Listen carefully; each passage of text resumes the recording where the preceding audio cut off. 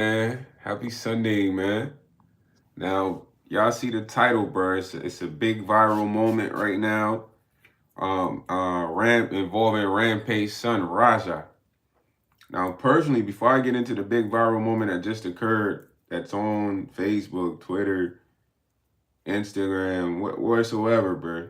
It occurred on Kick. Now, bro, I'm gonna be honest. Raja is a good kid, bro. And I say this because I've seen interactions of him kind of doing streams with his dad, Rampage Jackson, and it's like he has a pure heart in the sense of just some of the stuff he says on Twitch. Not Twitch, Kick. I think some of the stuff he says on Kick. Now, why is that important? That's important because, bro, Jackson is like a feared man. When I say Rampage Jackson is a fair man, bro, a lot of the people that interact with Rampage Jackson in person are scared of this guy, bro. They're scared of this guy.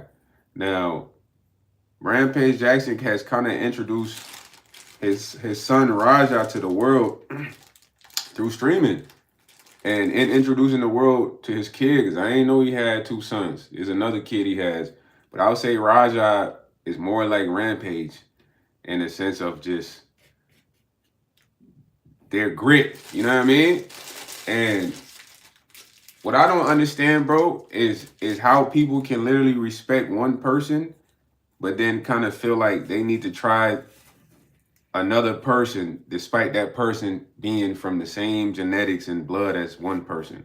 What do I mean by that? Like for instance, bro, when Rampage Jackson is out, what's up, Penthouse 40? What's the word, Penthouse 40? How you doing, man? Shout out to bro from Mr. Keep It Simple page, man. Penthouse 40. You know we ain't on this journey together, broski. Real one, real one. You know what I don't understand is, bro, how people can literally respect Rampage Jackson, but then in another way they're trying to try his son. You know what I mean? FLS in the building for real. They're trying to try his son, and Raja ain't never been the type of kid to like misuse his position. What do I mean by that? Like, bro, that kid seems like a very humble kid, bro. And I'm sure his dad, Rampage Jackson, has literally showed him the sauce to literally fold a lot of guys if he was on that type of time. Like recently, he was tried in a sparring match. A dude tried to KO him with a spinning kick in a sparring match. Usually when you spar, it's like not that serious, bro. So the kid knew that, oh, this guy, this is Rampage's son. I'm gonna try to knock him out on stream, and he literally kicked him in the temple, gang. When he kicked him in the temple, dude, Raja kind of stumbled, but a lot of people are online defending a lot of this activity, bro. It's like, yo, bro, first off, people are intentionally trying Raja because he's Rampage's son. Those same people, if Raja is out with Rampage, they are not acting like that, bro. They're literally scared of Rampage. They will probably try to be the best friend of Raja, bro. So that's far.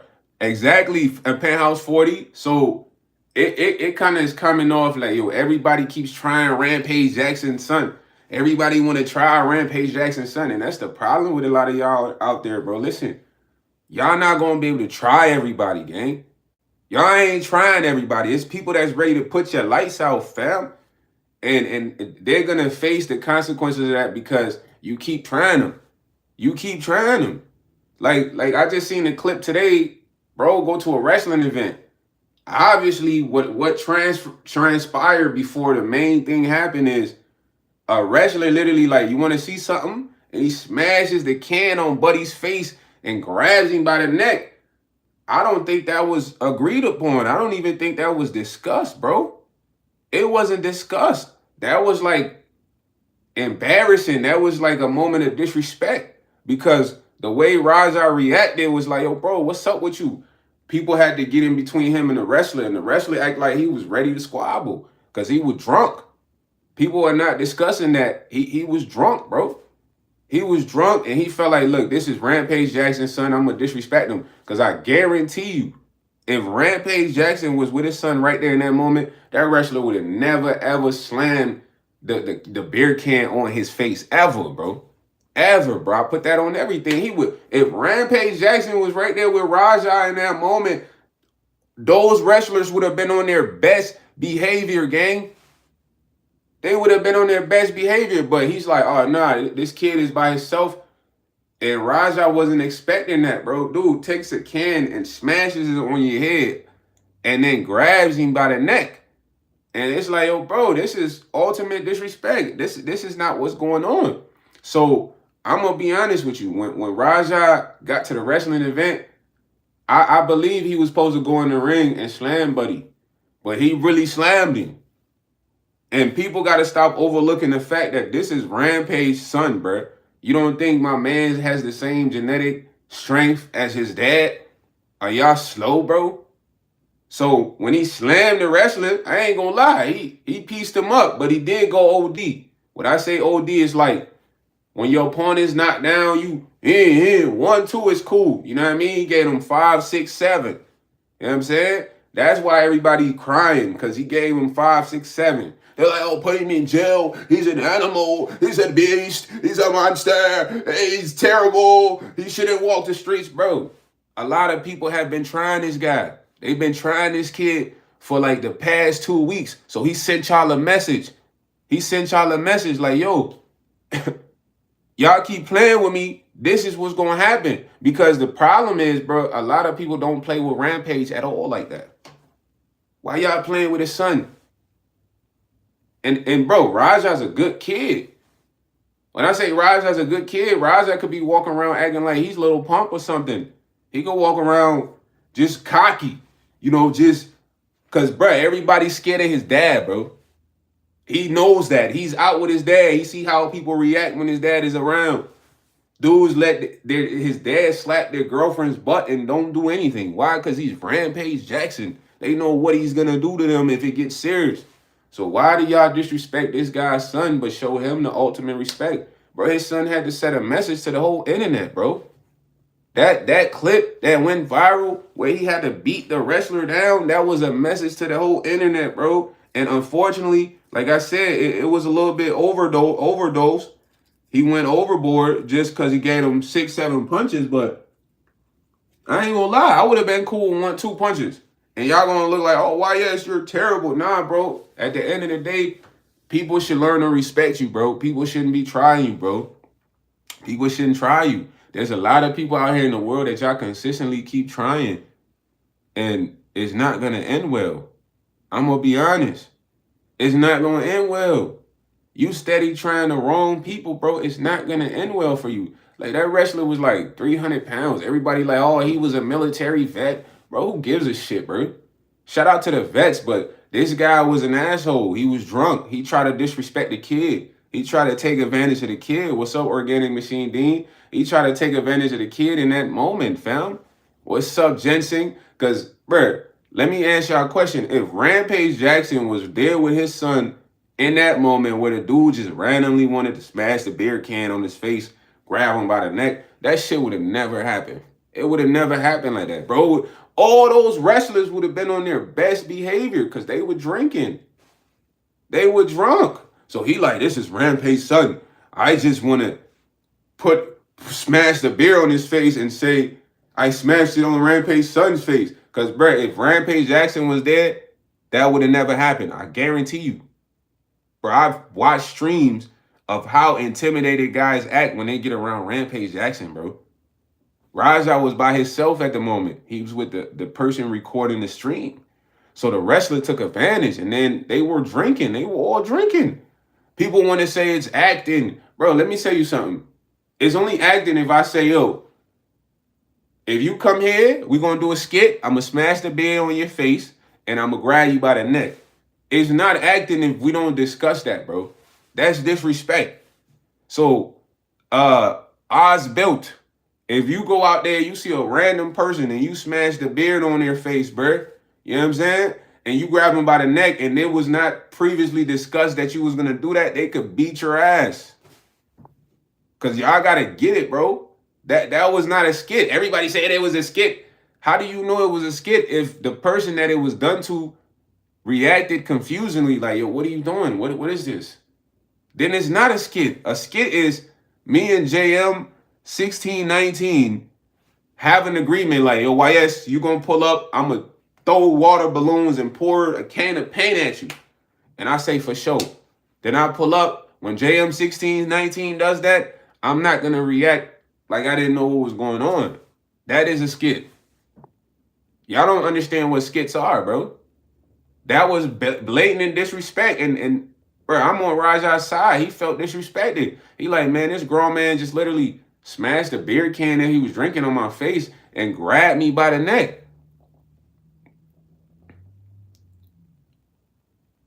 Yeah, it was out of nowhere. And this is what everybody is trying to justify online. Like, oh, he was playing around. No, bro. You guys have to stop trying to try people. And I personally felt like, look, he tried to try Raja based on the previous clip. The previous clip was him getting almost knocked out in sparring.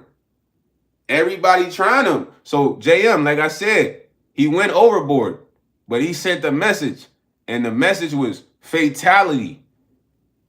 The message he's putting out is fatality because at the end of the day, his dad, that's the message everybody perceives of him is fatality. Bro, it's times Rampage is at the bar and dudes are scared of him.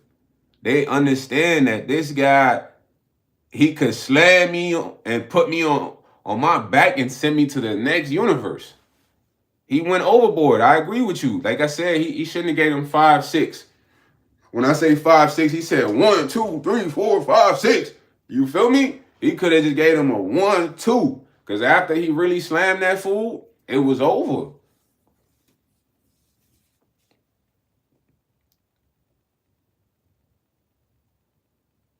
Yeah, I personally feel like when he got in there, he blacked out.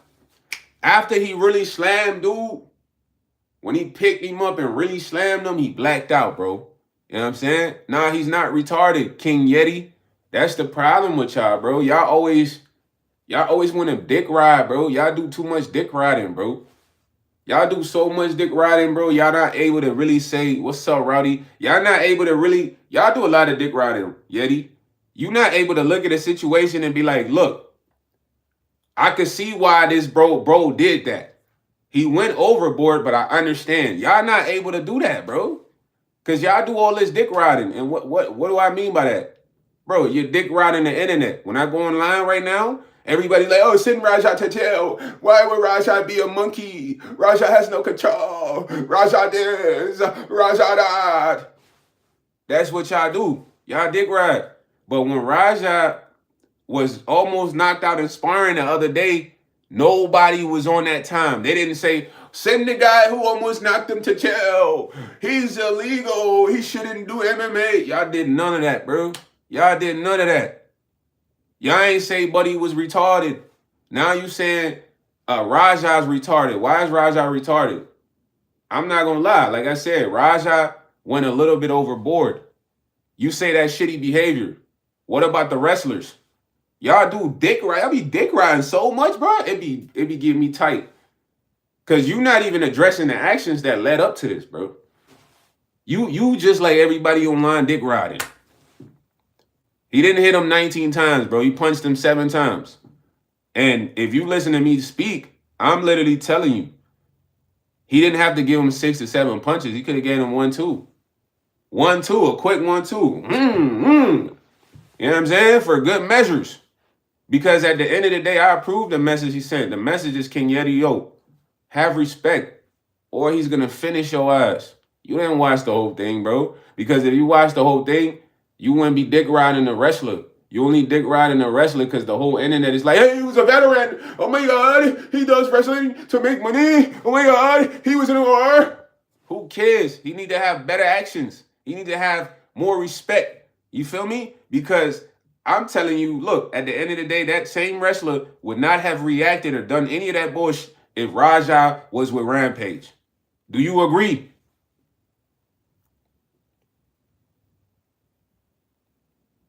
Yeah. He didn't watch the whole thing, JM. He only watched the part where dude smashed the can on his face, grabbed him by the head, and Raja like, yo, bro, stop playing with me, bro. What are you doing? Like, literally, confused though. Why would bro do that? Then the other guy who was drinking his beer got up, was like, hey, just come down, just come down. Raja sent the message, bro. Bro, what I'm trying to tell y'all is important. Y'all want to focus on the wrong thing. King Yeti saying I'm a moron. Now, I'm smarter than you, bro. At the end of the day, I'm not here justifying the amount of punches Raja gave the big wrestler. Who cares about him? I think Raja could have gave him 2-3 punches. You feel me? Because, bro, King Yeti, if you smash a can on my face and grab me by the neck and I don't know about that, I'm going to beat your ass, bro. You feel me? I'm going to beat your ass. And this is why the wrestler got his ass beat. And everybody is mad because they expect you to just be a goofy dude, like just a weirdo. What does a weirdo mean? Like, oh, a random 300-pound wrestler can just slam a beer can on your head, grab you by the neck, and you should just be cool with that. Raja's a kid, but he's Rampage kid. That's why he whoop buddy. And y'all got to stop playing with Rampage son. Y'all might not even want to play with Rampage other son. You feel me? That's the message. Because in these past week, people been trying, bro. They've been trying to disrespect this kid. This is a kid. But he not no ordinary kid. He's Rampage Jackson kid who will beat your ass. He just beat a 300 dude ass and folded him. Laundry mat. Now everybody's mad about, yeah, he folded this big guy who happens to be a loved wrestler who was an vet. That don't justify the actions leading up to that, bro. You know what I'm saying? That don't justify this guy's action. This guy was completely drunk. He was belligerent. He felt like he's 300 pounds. He could just smash the beer on this kid's face, grab him by the neck like this is his girl, and do whatever to him. Well, guess what? He couldn't do whatever to him. Because now when he wakes up, he's going to be like, dang, man, I didn't know that kid would be able to slam me. He's like 300-something pounds. Now, I do agree, Raja shouldn't have gave him 7 punches, but Raja blocked out. He like, man, I'll kill this man right here in front of y'all. So if that's going to show y'all to stop messing with me, bro, then that's the message. Yeah, bro, Penthouse 40, people don't understand, bro. Raja's a kid, bro. Raja's a good kid because you could tell that it's some pureness that's still in him even when he's on stream with his dad. He don't indulge with a lot of the strippers. He might make fun with his dad. But, bro, this guy's a good guy, bro. Raja, Rampage, his other son, is a very good kid also. These are good kids. Now, the other son, he doesn't frequent as much on the stream, bro. Raja is on the stream mostly with his dad. A lot of the time, their encounters have been with him and Rampage. That's why I'm breaking it down. When he's with Rampage, bro, everybody does this when Rampage comes. They say, oh, sire, sire, sire. They scared of Rampage. And I understand because they know how dangerous Rampage is. So they never try Raja when he's with Rampage. There's even a clip where a guy tapped Rampage on the shoulder. I don't know if y'all remember, bruh. A kid tapped Rampage on the shoulder, and Rampage turned around like, yo, bro, don't ever tap me on the shoulder. I got my son right here. He's literally ready to beat your ass right now. You got to have respect. You don't tap a random man on the shoulder. Raja looking like, hey, say the word that I'll whoop him. You know what I'm saying? But this is the effect Rampage has, bro. So now people are like, yo, man, this Raja kid is Rampage Jackson's son. I need to get a clip on him. Now, when you look, the sparrer try to get a clip. Raja beat the shit out of that guy. But if you look at the internet, you don't see the clip of Raja whooping the sparring buddy after that kick. He literally was dog walking homie. He had homie on the ground. He was dog walking him. Like, he just tried to knock me out with a spinning kick. And we not wearing hair gear. You know what I mean? Hair gear. And he literally dog walked him after. But you're not going to see that clip on the internet. You're going to see the clip of the random dude he's sparring, spinning and kicking him in the temple, fam, and almost knocking him out. So now the internet like, okay, we want to make this guy look a certain way. Bro, this is Rampage Jackson's son. Rampage was in the UFC. You think he ain't been training his son to fight since he was like a jit? You got to think about it, bro. Yeah, he was on some trying to punk the kid energy, bro. That's what he was on, because you got to think the kid is with the cameraman. It was just them two. It's mad big wrestlers over here. They're drinking big. They already off this square because they're drinking. You don't know how many beers this guy done down or took down or shotgun. So now he's feeling like, I'm the 400-pound wrestler. This is Rajas. He said, kid, I smash his face with the beer. I grab him by the neck. Then nothing happens. That's not the case. That's not. He said right there, God tells him, you don't need to worry about them. You only need to worry about Ghost Stu. And he goes, who's the Ghost Stu? And dude's like, you don't know who I am? And boom, smashed it on his face. You feel me? And that's disrespect, bro. This is why the internet is just a bunch of dick riders, bro. I saw Ryan Garcia say, Ryan, shut your ass up, man. You was crying after you got beat in Vegas, bro. You not even ready, bro. You know what I mean? But all these people, they pick and choose, bro. Everybody want to side with this wrestler because he went to the Army. There was a lot of Army vets out here. Respected them. They not going around smashing beers on kids' faces, though. Especially a kid that's trained to fight. Bro, if y'all did that to me, I'll slam y'all too. I probably wouldn't punch you 7 times, but I'll slam your ass. I'll give you when I say 1-2, I'm giving you a heavy 1-2. When I say heavy 1-2, we trying to put an imprint on your face because that type of behavior is not okay, bro. Everybody deserves respect. Just because somebody is linked to a famous fighter doesn't mean you guys go out there and try him and disrespect him. This is the message. I guarantee you after this message, ain't nobody going to try Raja. Nobody trying him because he will beat you down. Yeah.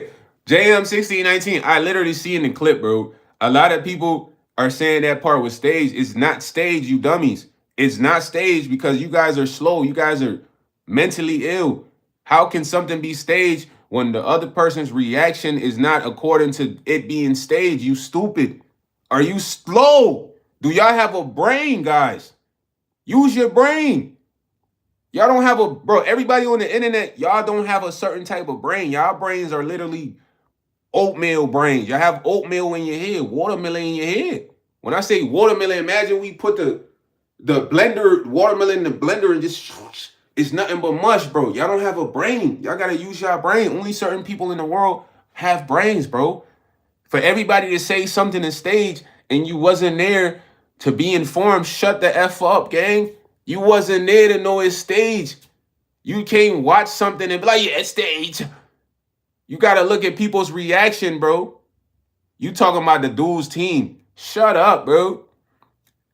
Bro, you got to shut up, bro. Paul Witt, you got to shut up. You said his team said it was staged already. It's acting, dude. Shut up, bro. You know what I'm saying? Shut up, bro. At the end of the day, what I'm trying to tell you is you wasn't there. You didn't see them saying this is stage. You got to go off of people's reaction. Now, Paul, wait, if I had you come to my house, right? Me and you chilling, and I just punch you in the nose, and I had somebody record that, and I say, yo, bro, that's staged. And you like, yo, why you just punch me in the nose? It's not staged because of your reaction. Your reaction, brother. You got to understand reaction. When y'all watch videos out there and y'all think this is staged, look at the other person's reaction. A lot of people are having confused, concerned, genuine reactions. That is not a staged video, bro. Because exactly, Rowdy, it's like, yo, bro, you got to understand cause and effect, bro. Y'all can't be that slow, bro. If that's the case, that means every video on the internet is going to be staged. It's going to pass that stage. Nah, you got to look at Raja's reaction in that moment. He was literally felt violated, bro. He felt disrespected, bro. That's why he reacted to that, bro. He said, nah, fuck that, Ryan. The whole thing is on stream. Simple. Watch Raja. But no, JM 1619, you are a smart person. Because a lot of people, they don't have the ability to think. They don't. Everybody keeps rolling with the, this is stage. Because they seen one clip. They didn't even pay attention to the context, the reactions, the energy, the conversation. They didn't pay attention to none of that, bro. I believe when they watch things, some of y'all watch certain stuff online, your brain turns off. Your brain turns off. When I say your brain turns off, it's like you just looking at the screen and you have no ability to process or think in that moment, bro. Honestly. Because when I watch a clip online, bro, I'm gonna watch a clip like 10 times. I might be a little OCD. I want to watch a clip like 10 times because you're always gonna miss something. You always gonna miss something, bro. Yeah, the whole lead up, there was a normal conversation. This guy, he wasn't even chopping it up with this guy. This guy just pulled up.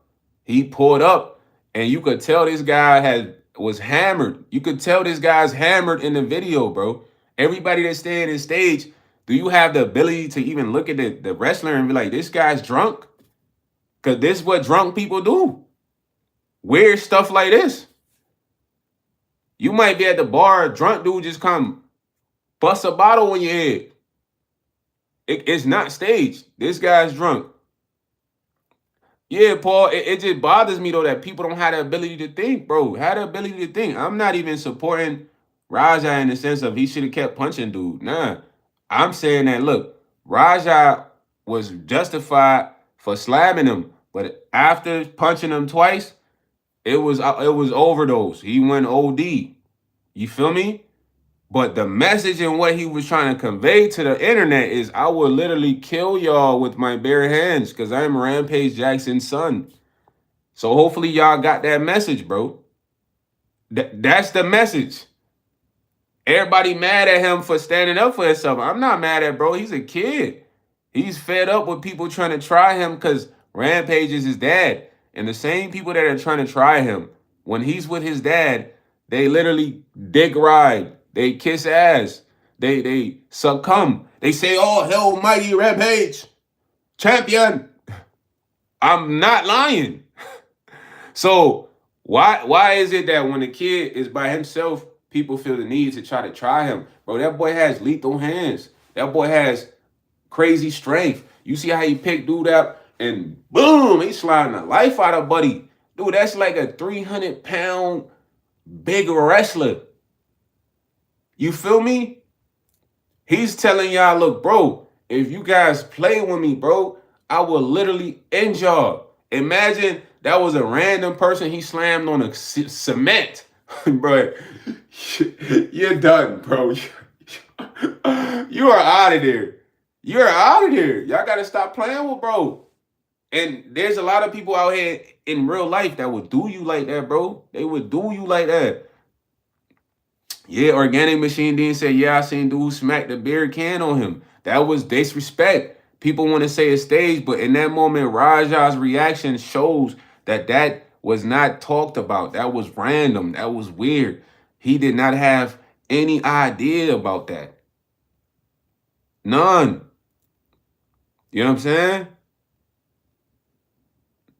Bro, JM, don't people like that will literally make you rage. They'll make you rage because those type of people don't have the ability, like I said, to process, bro. What do I mean? Like half of the people online, when they watch a video or a clip online, their brain goes off.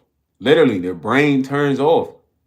Meaning that, bro, they literally have no thoughts while they're watching this. When I watch a clip that's a viral clip, bro, I literally watched the clip 10 times. And yes, Organic Machine, you're definitely right. Raja sent the overkill message. That message was overkill. When you say overkill, he's letting y'all know, like, yo, bro, at this point, y'all keep playing with me, I'm going to take all y'all out. And from his perspective, bro, I'm sure he's been getting tried a lot, bro. Rampage Jackson is one of the most feared fighters, bro. You got to understand. It's a lot of people that are scared of Rampage Jackson. So they like, oh, well, I'm scared of Rampage Jackson. I might just try his son. That's how people think, bro. It's people that in the regular world, they might, oh, I'm scared of JM69. I might try his brother. You feel me?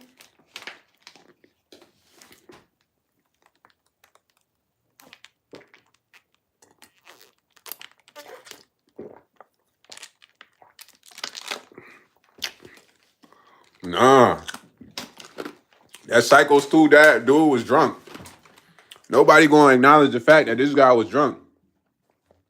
I could tell a drunk person when you see him, bro. If y'all go back and watch the clip, that guy was clearly drunk. Even when his friends was holding him back, when Raja was taking off his bag, because that's when he was going to get on him, dude act like he was ready to fight. And it's like, how can you act like you're ready to fight someone you just slammed a beer can on their head? You supposed to be saying, my bad, man, I'm sorry. I thought you knew about the skit. I thought you knew this was a skit. But then you ready to fight. You know what I'm saying? You ready to fight. You slam a can on my head, then you act like you ready to fight. What? Come on, nah. You slam a can on somebody's head, bro, and it's supposed to be a skit. Your next actions is apologies. You don't act like you ready to fight. This why everybody that's saying it was staged, I don't have no cognitive processing.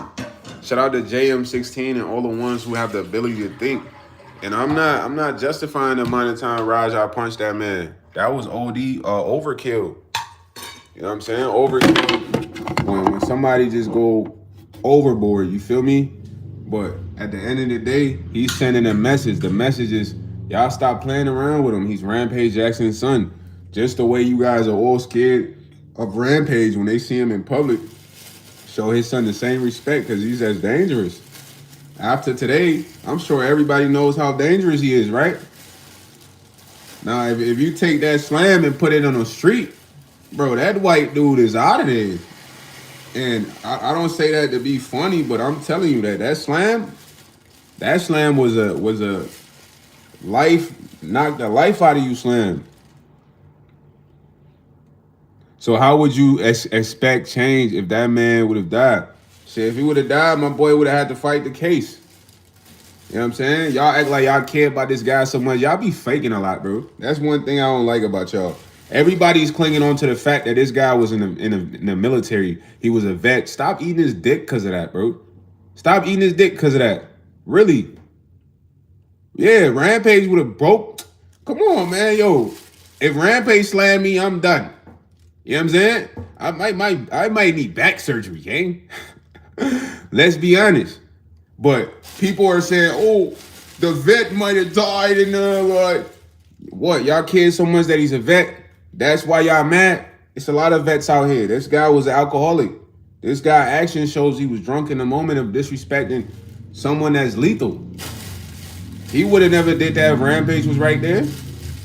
Guaranteed. He wouldn't even... All them dudes would have been on their best behavior if Raja was with Rampage in that moment. And y'all can all agree. But dude felt like he was feeling himself. He done had probably 3-4 beers. He's like, man, I'm going to smash the beer on this kid's face. And that's what happened. He got beat up. So I don't care about none of that. I don't even know that man, but he deserves the same respect. Paul, shut your dick riding ass up, man. You dick ride him. You sound like a dick rider right now. You talk. I don't care about none of that. I don't even know that man, but he deserves the same respect I expect for myself. You dick riding. What respect you give for yourself? Because if you come smash a beer can on anybody's head, they gonna beat your ass. What are you talking about? What respect?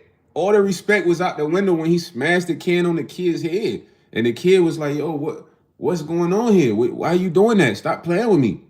That should have showed you enough that in that moment he felt disrespected. You dick riding talking about, I don't even know that man. You're dick riding him like everybody else, man. Y'all do too much dick riding online, bro. That should be having me tight. All y'all want to do is dick ride something that everybody is dick riding. Stop dick riding, bro. Damn, get on your own nuts, man. Shout out to the wrestler, bro. I have nothing against him. I love military vets, but everybody's hanging on to that. When I go online and I see the story going viral, everybody's posting, this guy was a vet, this guy was a vet, this guy was a vet, this guy was a vet, this guy was a... Let's talk about his actions. Forget him being a vet. Was his actions good? No, it were disrespectful actions. These are the results. Yeah, Raja went overboard. He punched him 7 times. He probably wanted to punch him 20. Cause he blacked out on this guy. He like, I'm gonna show this guy who he's playing with. You feel me? And bro, you in that moment, that's how you gonna feel. Like, yo, my man just smashed a beer can on your face like you was a bitch, bro. You've been fighting your whole life. You're Rampage son. You thinking like, yo, this guy would never done that if my dad was around. Okay, maybe people don't respect me because Rampage is my dad, but now they gotta respect me. You know what I'm saying? Now they gotta respect me. Now all y'all, bro, I guarantee nobody gonna smash a beer on his face or try him after that. I guarantee. Yeah, Rowdy, that's what he said when he was walking off after whooping this dude's ass, beating him down. Where dude, they had to have 3, 4 people hold this kid back, bro. I swear on my life, some dude had to literally be on him like this in the corner because Raja. Yo, my bad, y'all. The phone dropped, but bro, this shit is OC. This how strong this kid is, bro. After he punched dude 7, 8 times, another wrestler came and tried to put him in a headlock from the back. He flipped him, boom, flipped him off of him. Then they kind of wrestling together, and then like a dude, probably like not that big, he couldn't have been a wrestler. He literally had to like hold Raja against the ropes like this, bro. Cause bro, it took 3 people to restrain this kid. You gotta understand how much energy, how much like emotion he was feeling in that moment. It's like he could have beat that guy's face to a pulp. Bro. Y'all gotta understand. This how serious it gets when you feel like, yo, you could just try anybody cause what? Cause you 300 pounds? Bro, I guarantee you that's why I do try them, because he was 300 pounds. Dude, it don't matter if you're 300 pounds, 400 pounds, you gotta be careful who you trying. You might be trying somebody lethal. You just don't know. You know what I mean? And in the end, when they beat your ass, all people gonna say is, you was a vet, you was a vet, you was a vet. And it's like, yo, bro, that do not matter, bro. There's a lot of vets out here. I see them every day. I respect them. Shout out to the vets. But they're not going around smashing cans on random people's heads. They're not grabbing them by the neck and disrespecting them. Because if you do that to a random person that's lethal, they're going to beat you up. Yeah. And everybody got to understand, y'all live in like a fantasy world, bro. This is not a fantasy world, bro.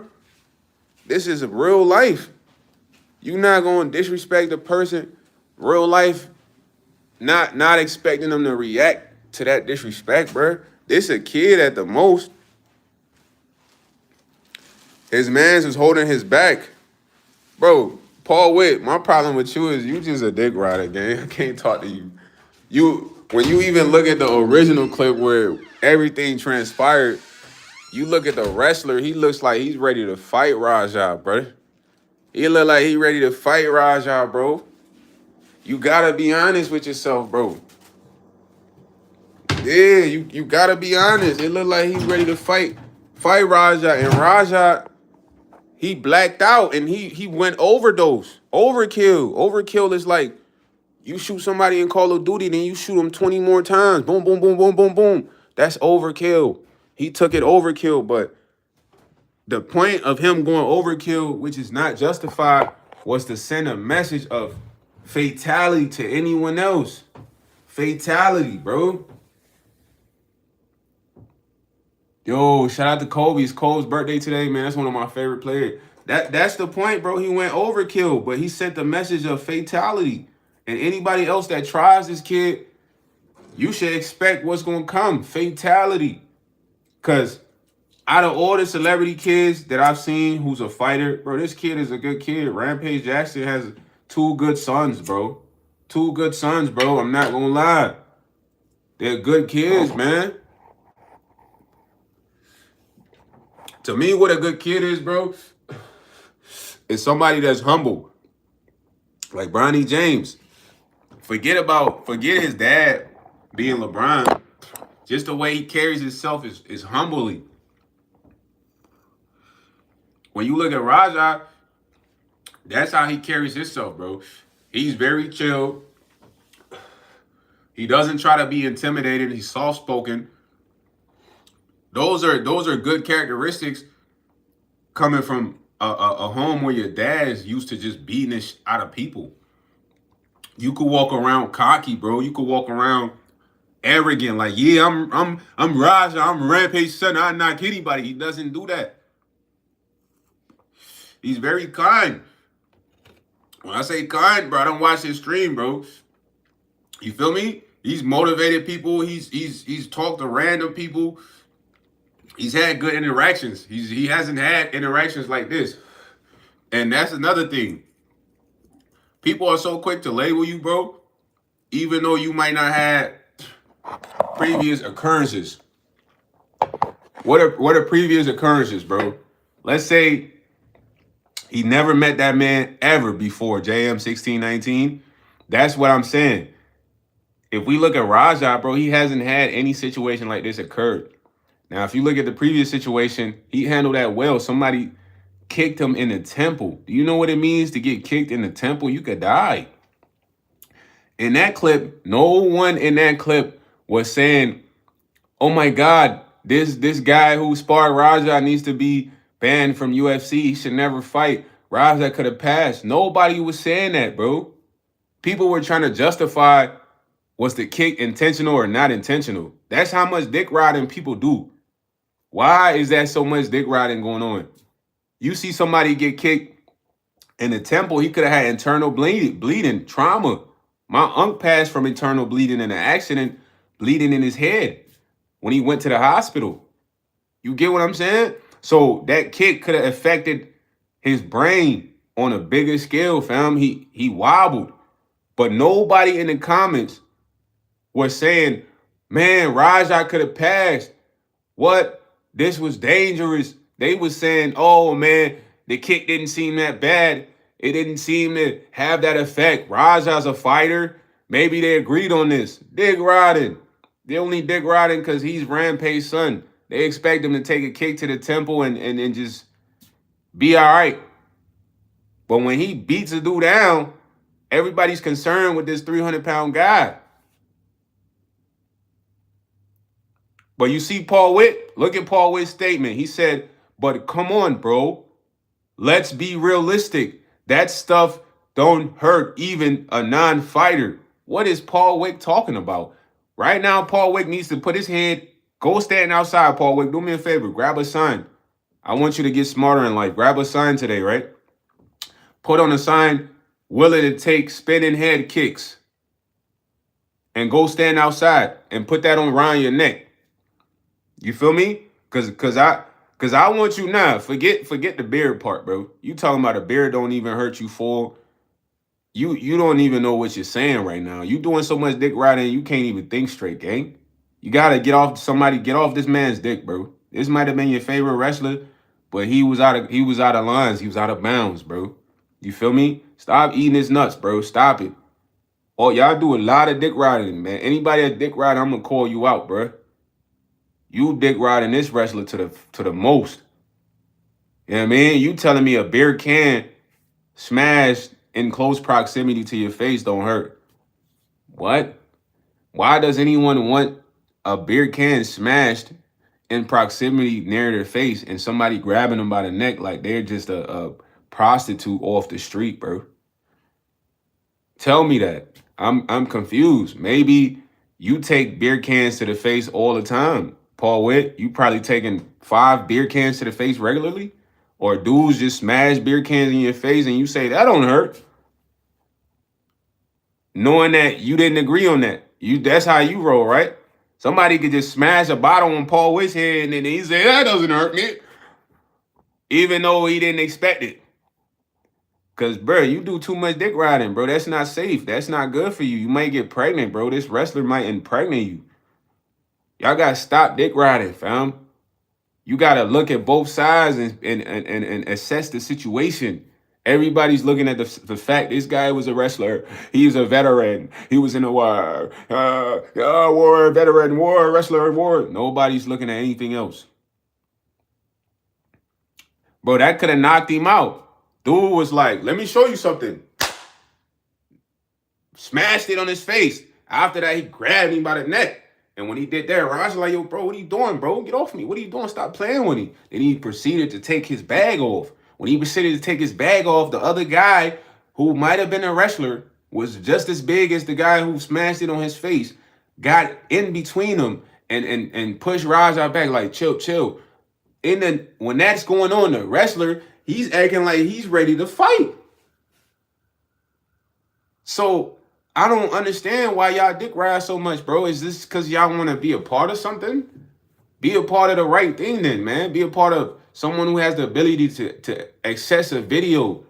Maybe y'all need instructions on how to review clips, because when guys like y'all watch clips, y'all probably watch it one time and y'all ready to get on the internet and agree with whatever everybody else agrees with. Bro, when I watch a clip, I literally watch the clip about 20 to 30 times, brother, just to see if I missed everything.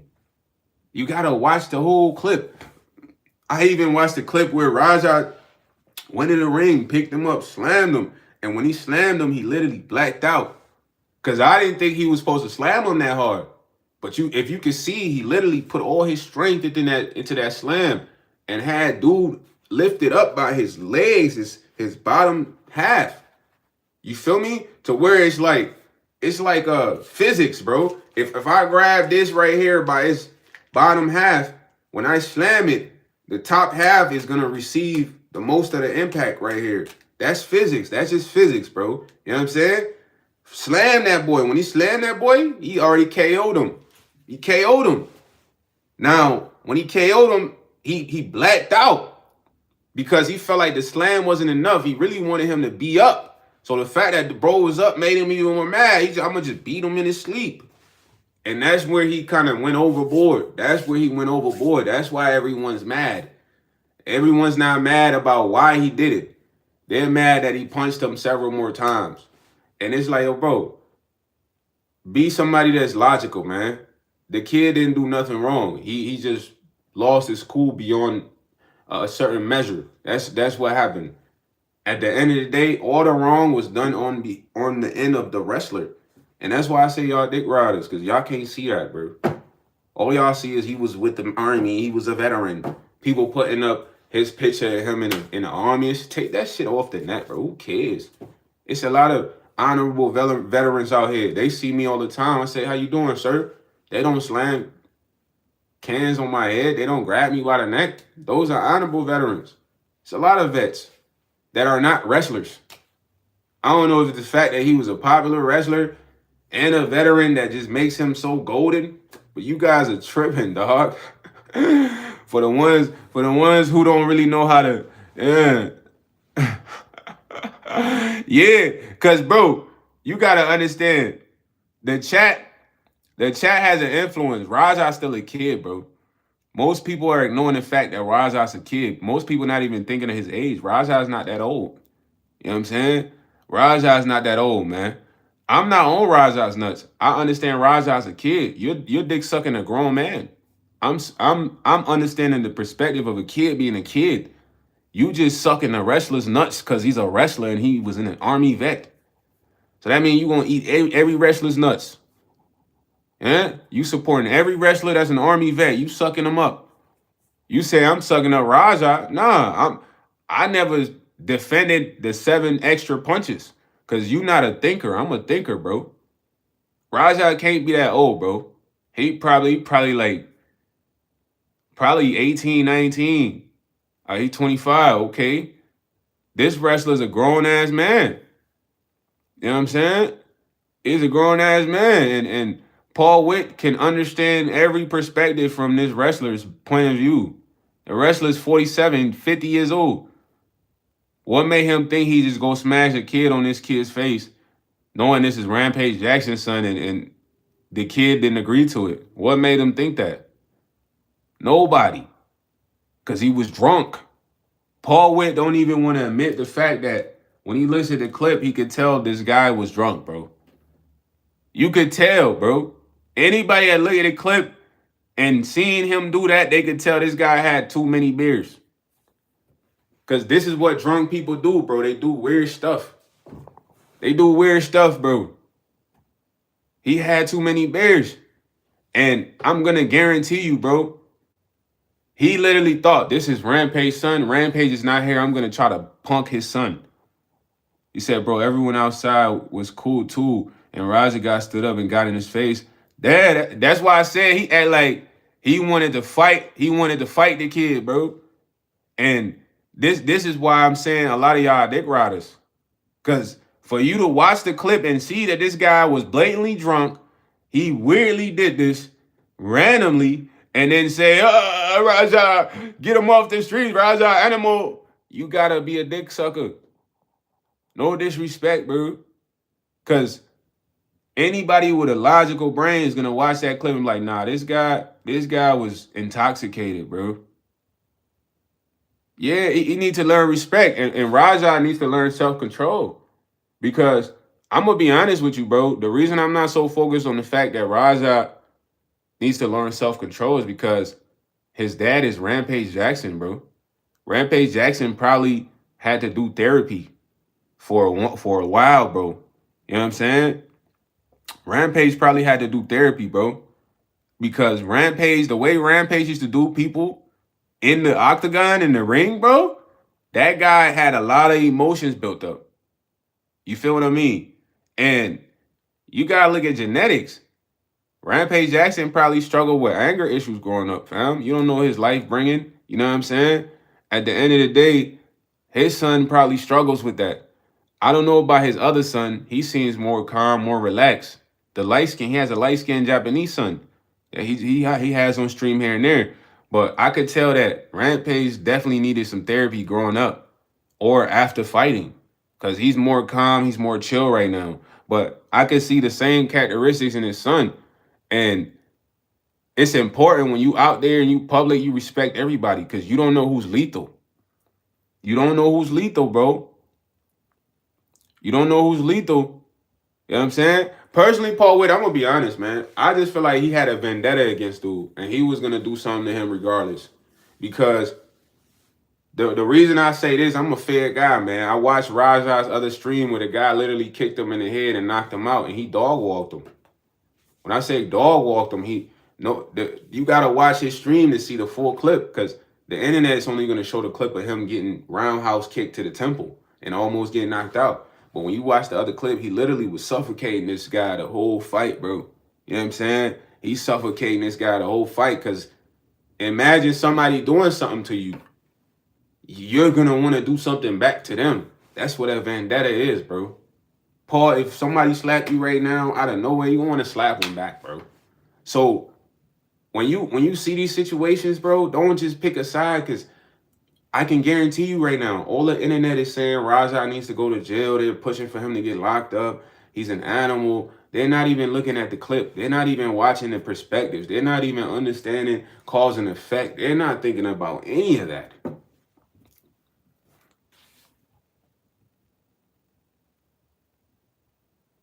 Yeah. And personally, JM16, you gotta look at his perspective though. He understands that people have been trying him because Rampage is his dad, bro. I swear. Cause bro, anybody that watched the stream with him and his dad, you see how shook people are in public when his dad is around. People are on their best behavior, like Sir Rampage Jackson.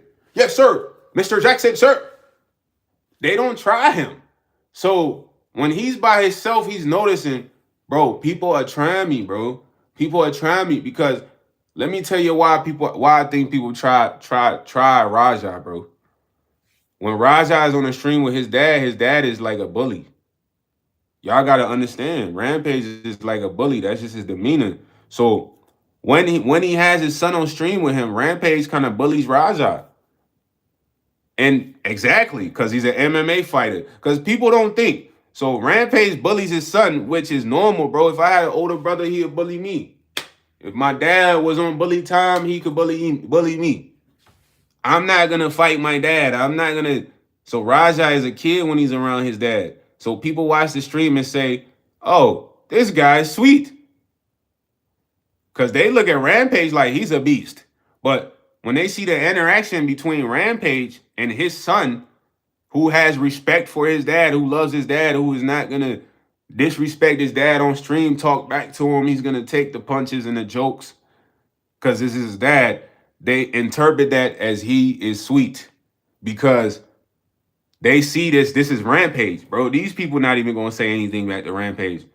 I seen literally Rampage grab a dude's girl's butt in front of him. He's like, oh, go ahead, Rampage. You can do whatever you want.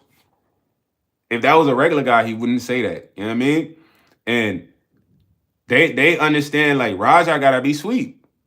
Because you gotta understand, bro, Raja is talking to his dad. He's not gonna be on that time with his dad, bro. You know what I'm saying? He said Raja and the dumbest thing they did was put that man in the ring after the can was facts. But they thought, look, they thought this, bro.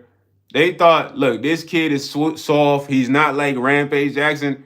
Well, honestly, he's just like Rampage Jackson. You play with him, you're gonna find out.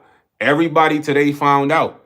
This is a fatality message, bro. When I say fatality message, it's a message that it had people talking like, yo, though, that dude, he not no joke. We thought he was a joke because of stream. He's not a joke. He said, I got my first charge for kind of the same situation, going way too far for Tim myself. Might be a little clouded. Hey, but Paul Witt, I agree with you. I'm not saying you are wrong when you say Raja went overboard. He did, bro. I agree with you. I'm a fair guy. Raja gave him too many punches. He gave him 6 to 7 punches. If nobody would have, the other wrestler wouldn't have came and tackled him, he probably would have punched that man 30 times. And that probably would have been a fatality. You feel me? But you got to understand the mode he was in. It was like blackout mode. You ever blacked out before a game? And you just have too much energy surging through your body to where you're not just thinking, you're acting. You're literally just acting. When you see him giving him the punches, it was just, he wasn't even in his mind. He was out of there.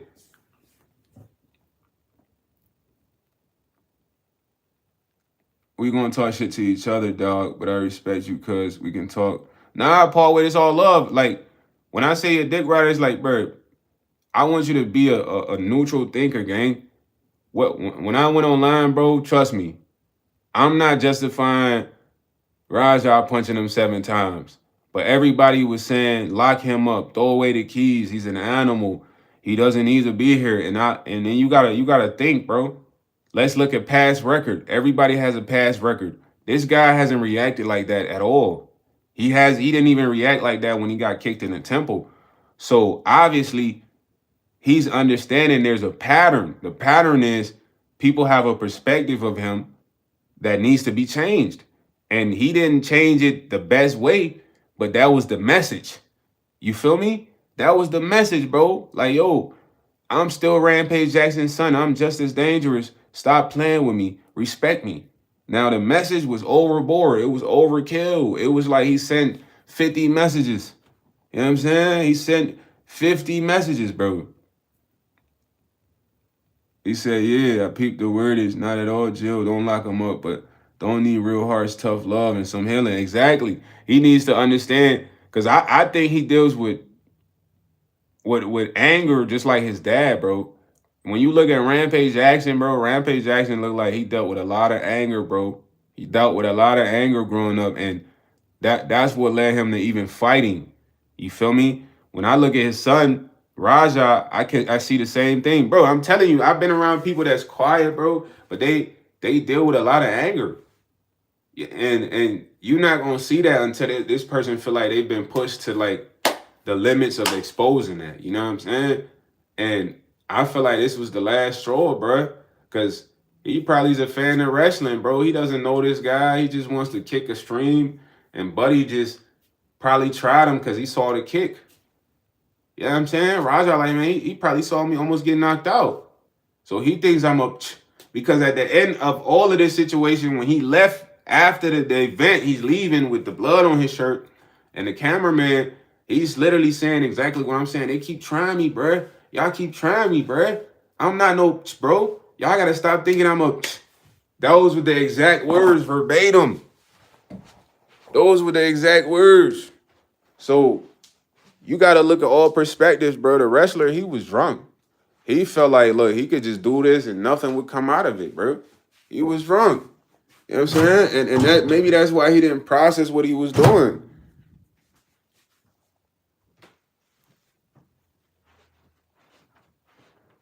Now, I'm going to be honest with you. You 100% right, Paul Wick. It's like this.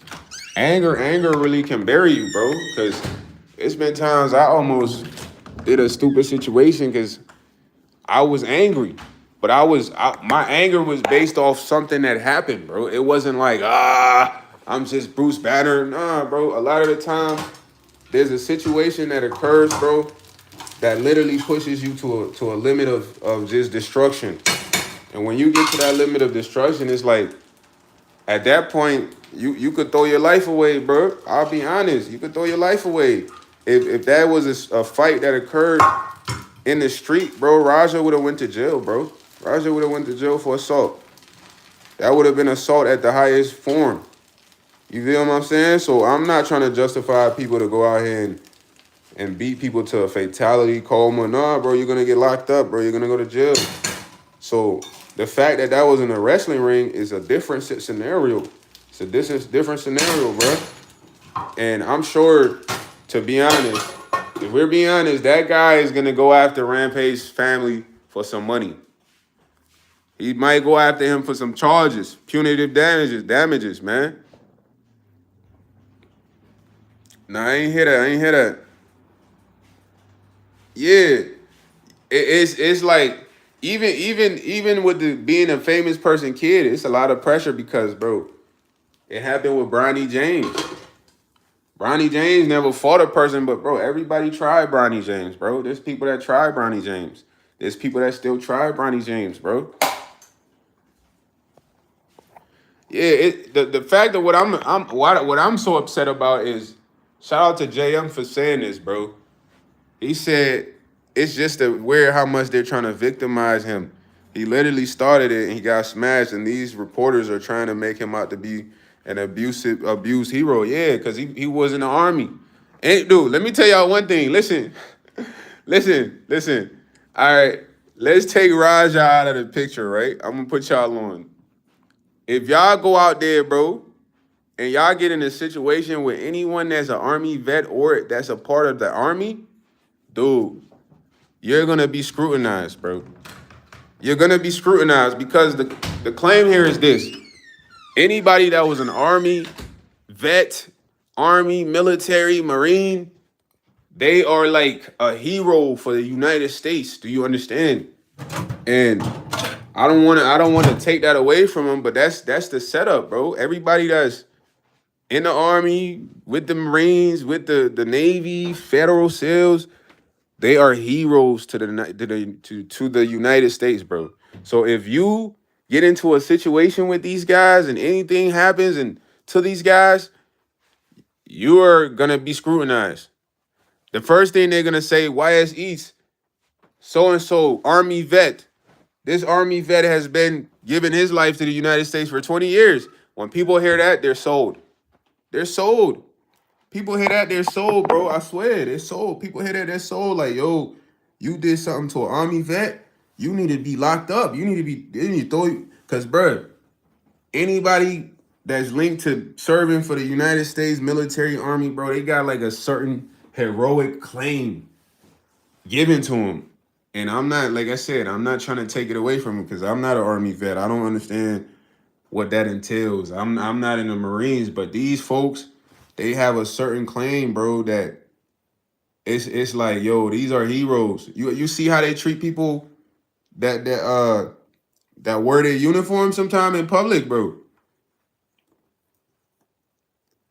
Man, Raja is gonna face some charges though. But his dad got the bread. He's good, man.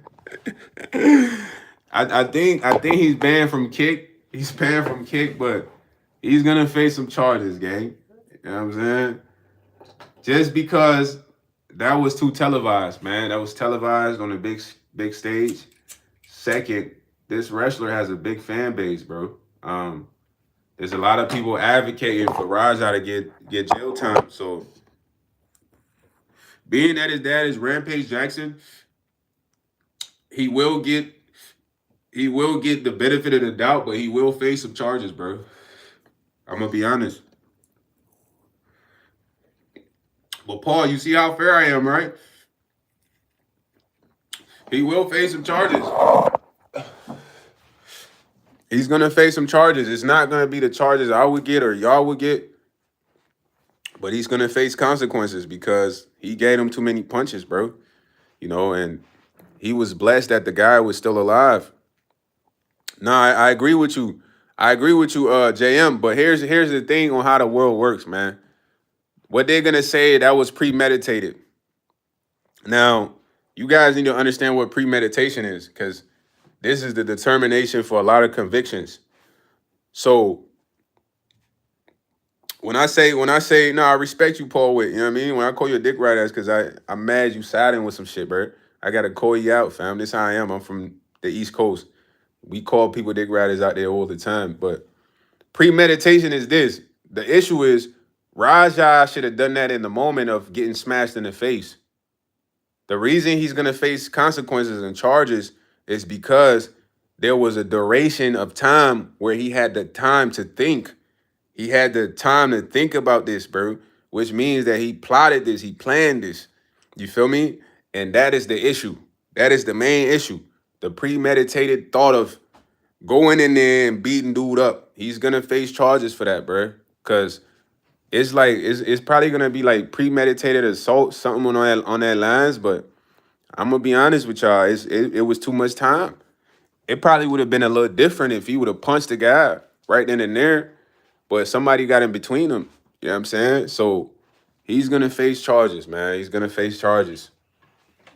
Yeah, I understand his point. I understand his point too, Rowdy. Like I said, though, you can't go overboard if you beating somebody up, man. Even in real life, man. Like for instance, bro. I agree. I hear you, JM, but this how the world works, bro. You gotta understand. It's too much at stake right now. The best thing Raja has is being linked to his dad. If he was a regular black dude, he's out of there. He's out of there. Bro, I'm gonna keep it a bean with y'all. He assaulted a what? A vet? What? On one of Uncle Sam's shoulders is over. Nah, he's gonna sue him, bro. He's gonna sue him. He's definitely suing him, bro. Bro, Rampage is popping on stream. Rampage is a big fighter. Rampage whole career is bigger than this guy's entire life in a sense of fame. So he's gonna sue these guys, bro. You gotta understand. He said if he didn't start and he dealt with it, y'all can't be angry. Nah, facts, but the anger comes from, I'm telling y'all, the anger comes from this guy being a vet, a wrestler that people knew, and they personally don't feel like he did anything wrong. Everybody believes that was staged, bro. That's all you. If y'all go on Twitter, anybody has Twitter right here. Nah, JM, I agree with you. But I'm telling you how the law transpires, bro. This is how the law works, bro. I worked as a paralegal for a while, gang. I'm telling you, I got a book with all the statutes right now in the crib. It's called a book of statutes. I can literally pull it up for y'all. Let me pull it up for y'all 1 second. Cause I don't want y'all to think, yo, YSEs just be talking. Nah, bro. Premeditation is very important, bro. Like, let's say somebody come and dump at me right now and shoot at the crib. God forbid, you know what I mean? Figuratively. Then I wait a week Friday and I see that person and I pop them. When I pop that person, bro, that right there is premeditation, bro. That's not self-defense. What needed to occur was me shooting that person in the moment they were shooting at me and popping them there. That is self-defense. You know what I'm saying? Yeah. It's just how it's set up, bro. That because the first thing they're gonna say is he premeditated this, meaning that he had time to think about this for a while. You know what I'm saying? And they can't justify that to be self-defense because, bro, the act of self-defense is very slim. Y'all gotta get it, man. Self-defense is one of them things that it has to be proven literally in the moment, gang. When I say proven in the moment, bro, dude, you gotta be literally in the situation, defending yourself in the situation, and it has to be life or death, bro. Or they gonna lock you up, bro. If you don't want to get locked up, listen, come on, man. I'm telling y'all. You feel me? I'm not capping about nothing. This the book. Where the book I'm talking about? This This the book right here I'm talking about, though. You know what I'm saying? This book right here has all the statutes, limitations, rules of the United States of America. This book, get you this book right here. This book is important. You know what I'm saying? Get you this book. You know what I'm saying? It's another one in here. I just don't know where it's at, but let me open it up real quick. You feel me? Cases. And it even has cases that date back to so you can have like a reference. You feel me? But get y'all this book, man, so y'all can understand the laws, bro, because self-defense, the claim, you gotta really prove that, dog. And when I say you gotta really prove that, dog, bro, you gotta really prove self-defense, bro. Don't never be thinking that you gotta assess your situation, man, and understand that self-defense cases, bro, they gotta really be proven. What does that mean in the moment? Did you have a right to use the excessive force? You can't even beat somebody down to a pulp like that. That's like considered murder. You feel me? That's murder, bro. In RL. And I'm not trying to justify anything, but Buddy gonna face some charges, man. He might not get slammed, but this guy was a vet. He was a popular wrestler. Even if this guy was just a normal guy and he was a vet, oh yeah, it's over with. Because being a military vet, army vet, it's like being part of like a special part of the government. You feel me? Like, yeah, you might not be exactly with the government, but you're like in a sector of the government. So if anything happens to you, it's like these people are attacking the government.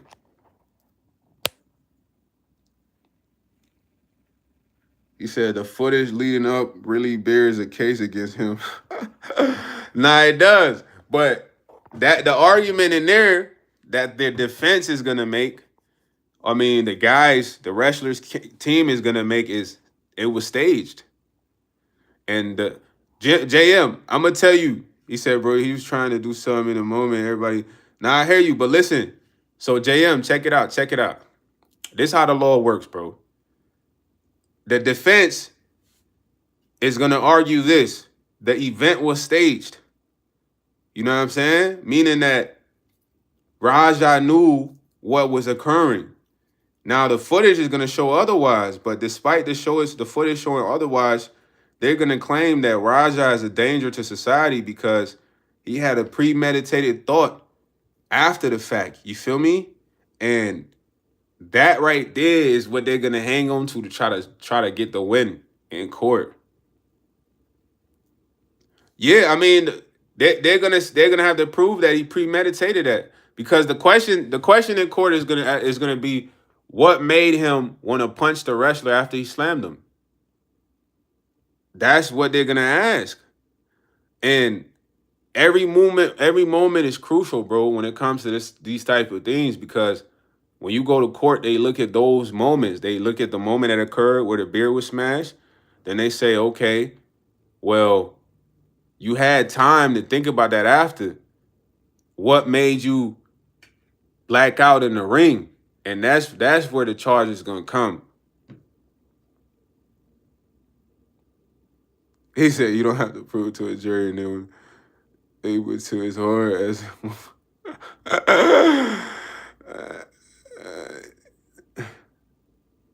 yeah, like it's gonna show that Raja has no self-control, JM. I'm not gonna lie, because even I mean, maybe the clip after him leaving is like there were more people trying to fight him, Paul. You ain't see that. There was some dude that came out, some skinny ass dude came outside, bro. I'm looking at that dude like go back in the club, bro, or the event. Some skinny dude came outside, was like, "Let's go right now." What are you saying? And it's like, "Yo, bro, he was about to get barbecued." Raja was gonna barbecue that man, bro. That's when he was yelling. You can't F with me. And the dude's like, let's go, Raja. Let's go. Listen to me. Raja.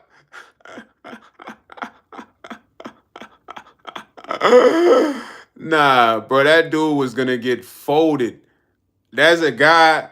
That dude that came outside was gonna die outside, gang, in GTA.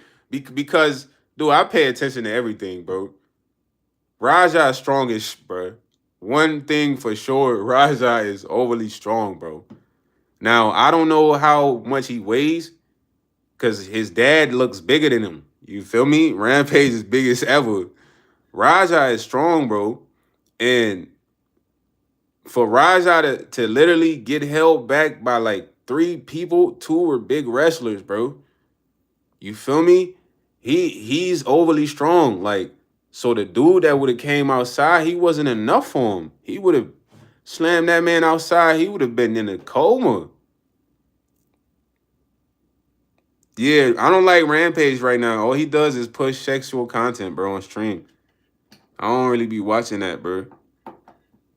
He said he got a bigger hair and title now. Y'all let him treat people like cuz it's entertaining. Nah, I was talking about his son. His son. He's like, oh, dude, he was talking to a real cute ass crying. Yeah. Nah, JM, the dude at the end, he just wanted a death wish. I was like, yo, bro, go back inside, bro. You don't want no smoke, bro. Nah, I don't really feel like that dude cares about entertainment. I just think y'all gotta put yourself in people's shoes, bro. Sometimes you gotta get out of your own perspective to understand, bro.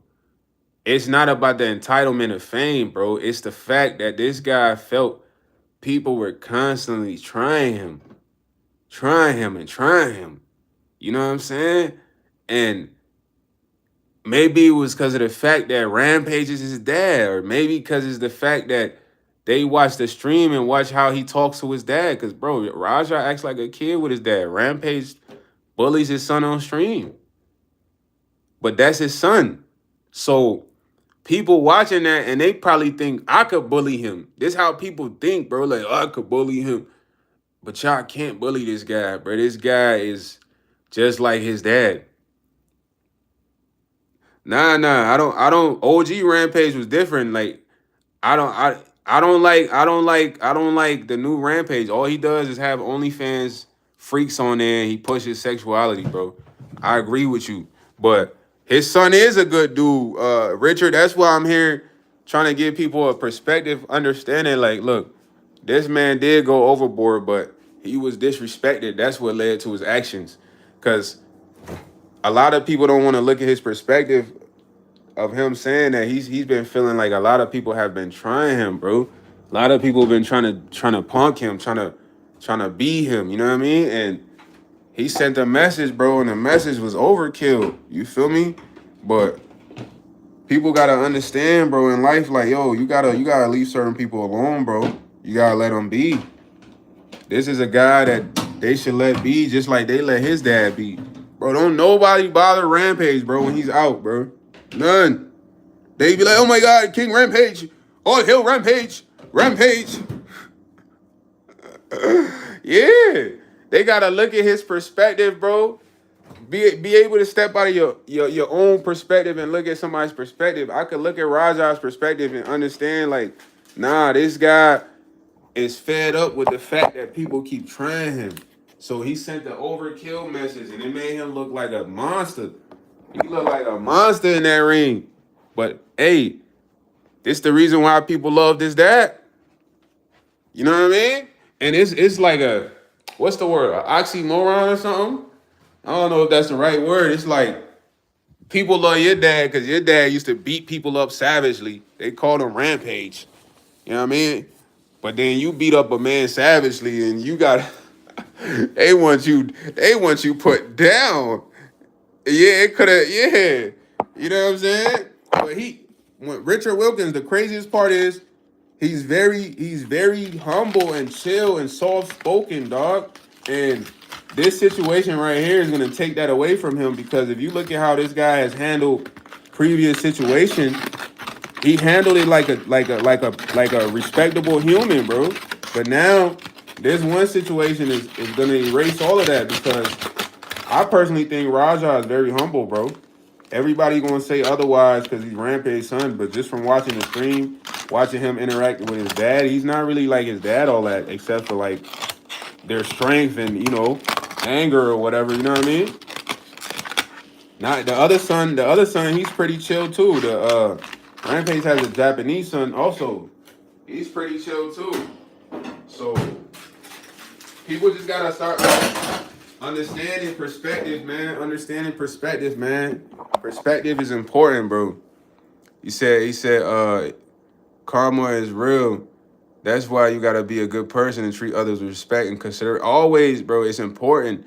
Just because somebody's connected to a big name individual doesn't mean you try to get a viral moment off of them. That's how this ends up. And it could end up life or death. This is how fast you could lose your life. Fast. Dude could have died in GTA. Fast. All because he tried to be funny and what embarrass a young man who wasn't going. You know what I'm saying? Nah, he does, but I ain't gonna lie, the new Rampage is a freak boy. The old Rampage, he was very quiet, bro. This new guy, he just got the freaky models on there. They talking about sucking them, fucking them, all types of shit, bro. I don't like that. That's all he do on stream, bro. And then I don't like the fact that he be going around grabbing people's girls' butts and stuff like that. Sometimes it's like, we get it, bro. You're Rampage. You could knock these guys out, but you can't be saying and doing shit like that, bro. I ain't gonna lie. You know what I'm saying? He said, not saying you should be self-defense. He said, Rampage humble. BS and go around flying his weapon. He treat... Nah, he respects people, but some of his actions, bro, is not justified. Like, I just feel like his character on stream is freaky, bro. He's like a freaky guy. Like, he always got the bimbos with him, and they just talking about sexual stuff, bro. Other than that, because I just like Rampage for fighting, bro. Him and John Jones, I just like them for fighting. All his new OnlyFans with the models streaming stuff, it's like, you know what I'm saying? Yeah, it like he just on some freak boy time when he be on stream, but I can't take nothing away from his career. He's a phenomenal fighter, bro. That's why I liked him. Rampage and John Jones used to be one of my favorite guys to pick in UFC. You know what I'm saying? But John Jones, welcome to the Octagon. Yeah, the ego of being Rampage. Rampage egoed out, boy. Rampage go to the bar. Rampage grabbing dude's wife's butts and shit like that. And it's like, yo, Rampage, chill, bro. You can knock these guys out, but you ain't gotta be moving like that. and you gotta understand, it's like, kids watching that, they probably thinking they could do that, but then they feel like, oh, I gotta be Rampage to do that. You know what I mean? Because Rampage get away with a lot of bullshit outside, bro. Nah, I would, but the reason I disagree with what he's doing on stream is because, look, before Rampage got on stream, dude, I pay attention to a lot, dog. JM, I'm going to put you on. Before Rampage really got on stream, he was with Aiden Ross. He was with Aiden Ross at the Brand Risk event before he really kicked off the stream. So I'm thinking, like, this is Rampage, right? Rampage stream could go way later if he was in the gym on some Rampage. He ain't got to be sparring nobody, but teaching. Man, if Rampage was on stream right now teaching me how to do a grappling move, how to slam the opponent, all this other stuff, bro, I'll tune into that, bro. But after chilling with Aiden Ross, probably getting introduced to stream, bro, Aiden told him, like, yo, bro, just have a bunch of hoes on there and talk about sex. Because when I look at Aiden Ross, when he not doing the Brand Risk shit, that's what he's doing. He has nothing but, like, freaky OnlyFans Johns on there. Bro, they all do the same thing, JM. They all do the same content, bro.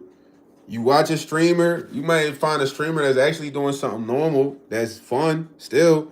But most of these guys, they'll get a bunch of girls that get on stream with them. They talk freaky, they look good. You know what I mean? It's like that.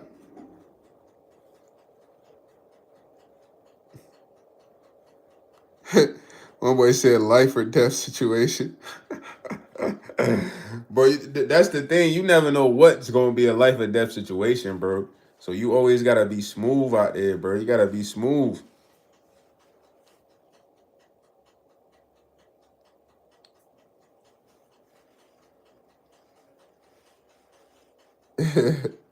Yeah, he be in another universe with them girls because the girls be talking about all types of stuff on the stream. But then y'all gotta keep in mind, bro, it's kids watching this, bro. A lot of kids watch Kick and stuff like that. They watch Kick, bro. They tune in, bro.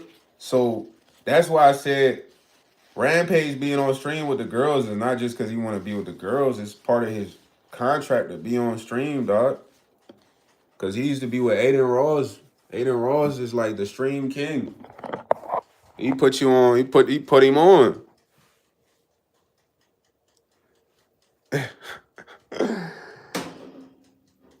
Yeah,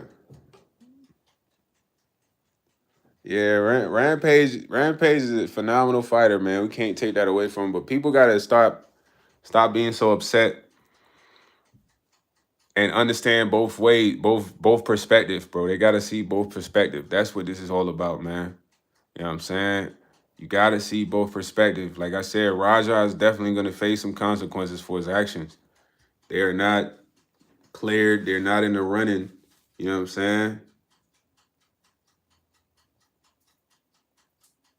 Nah, facts. You could be in your house eating and choke. Facts. But you just never know what is gonna be a life or death situation. That's why when you're outside, when you're interacting with people, bro, just have respect, bro. Don't think you could try somebody just cause you probably might think you're bigger than them, stronger than them. They might be lethal. They might be lethal. Some people are lethal out here, bro. When I say lethal, it's like they not here to play around. They play for keeps. And if you push them to that limit and where they gotta play for keeps, bro, it could all end bad for you. You know what I mean? It can end bad for you. You don't want to end it bad for you. It's like, yeah. He said the energy in girls always stick around for the famous dudes. You got it, Paul. That's why I said it's scripted, bro. Them girls getting paid to be on that stream, bro. Talk freaky, man. Make you horny, man.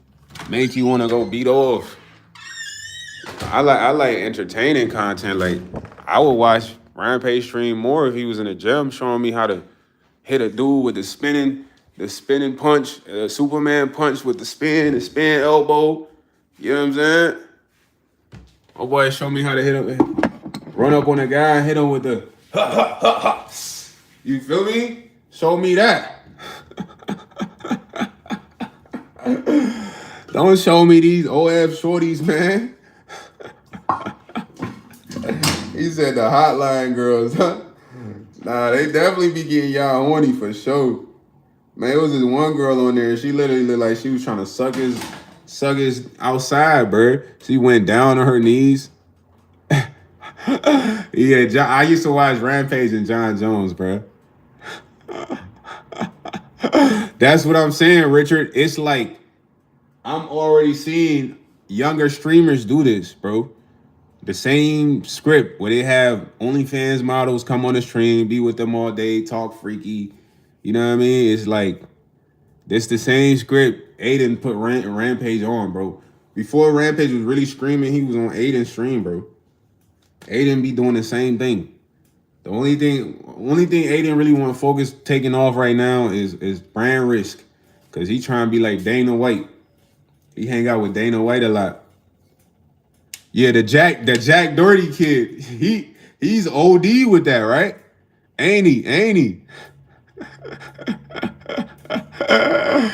He said the Jack kid is the worst. Yes, but y'all starting to see the pattern recognition of all of these guys. It's like, yo, bro, they get on stream, they get a couple models, get with them.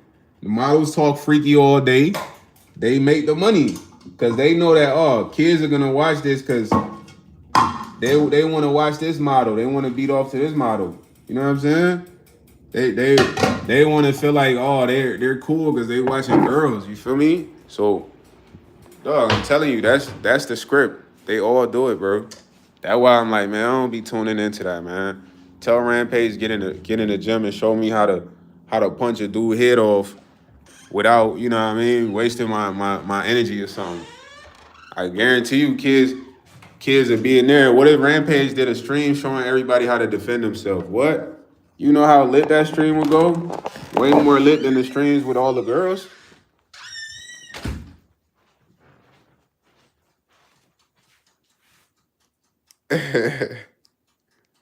Yeah, you see, but now JM, you see why you starting to put it all together though. You starting to put it all together. You said there's a reason why he hangs out with the Island Boys. Cause think about it, Rampage Jackson, why he chilling with the Island Boys? Them dudes a cornball, bruh. You know what I'm saying? This is how it works, though. This is how it works. I told y'all, if you go back and look at the transition before Rampage got into streaming, he was with Aiden Ross. Boom. Then he started streaming with the same script. Yeah, Neon do the same thing. You know what I mean? Neon do the same thing. You know what I'm saying? Neon do the same thing, bro. If you it's that, but when y'all look all around, y'all see the same script, bro. But it's so obvious. You just gotta look around and you will see the same script. Now, speaking of the Island Boy, check this out. Now, bro, the Island Boy was just on McQueen's stream last night. I just seen this clip. Y'all can go look this clip up. McQueen was like, hey man, I just want to make sure. Do you like women? And there's nothing wrong with guys who like men. That's up to them. The Island Boy like, yeah, I like women. What do you mean by that? He like, well, there's videos of you online kissing somebody. He's like, come on, bro. That wasn't even that much of a clip, bro. They paid us six million. So he's like, who? He's like, Creators Inc. So y'all could go look up Creators Inc. They paid the Island Boy 6 million for him and his brother to have intercourse with each other and make out and all that. You feel me? And Island Boy was like, yeah, you know Alex at Creator Inc.? The guy name is Alex something at Creators Inc. You can literally look this up, bro. So this is the script. This is what's happening. He like, yeah, bro, we made so much money off of that. He's telling you, like, this is how this stuff goes. He's like, yeah, we work with Creators Inc. all the time, bro. Like, that wasn't even that long of a clip. Dude said he had to do therapy for that stuff. He had to go to therapy, bro. I'm not lying to y'all. He said he had to go to therapy because his mind was messed up from having intercourse with his twin brother. Man, I'm telling y'all, this gets serious, boy. That's why when y'all be seeing certain people jump on a platform, they don't jump on a platform like YSEs. They not in a house chilling. They all doing the same. They doing the same. You feel me?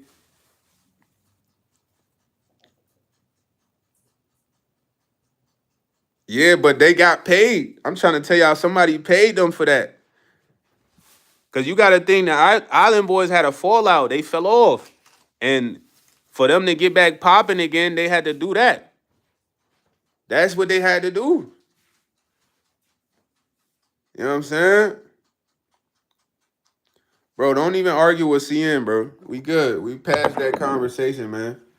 At the end of the day, a lot of these guys that do content, they got to do the same thing because it's all the same script for them contracts, bro.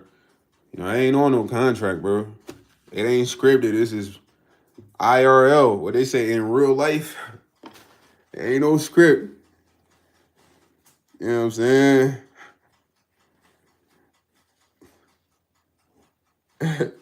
Yo, CN is a military vet, man. Don't argue with him.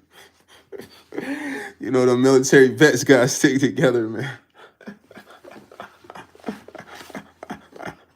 Yo, JM, chill, bro. Chill. Don't argue with CM. He's a military vet, bro. Don't argue with these military vets, man. They've been through a lot. Cause that's what he gonna tell you. Dude was a military vet, man. Raja shouldn't put hands on, shouldn't even looked at him any type of way. Nah, man. That man CN just don't got the ability to look at both sides, man.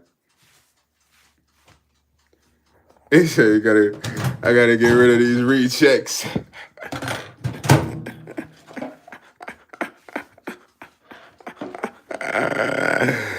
He said, I was trying to tell you, they didn't get paid, or they didn't try getting paid.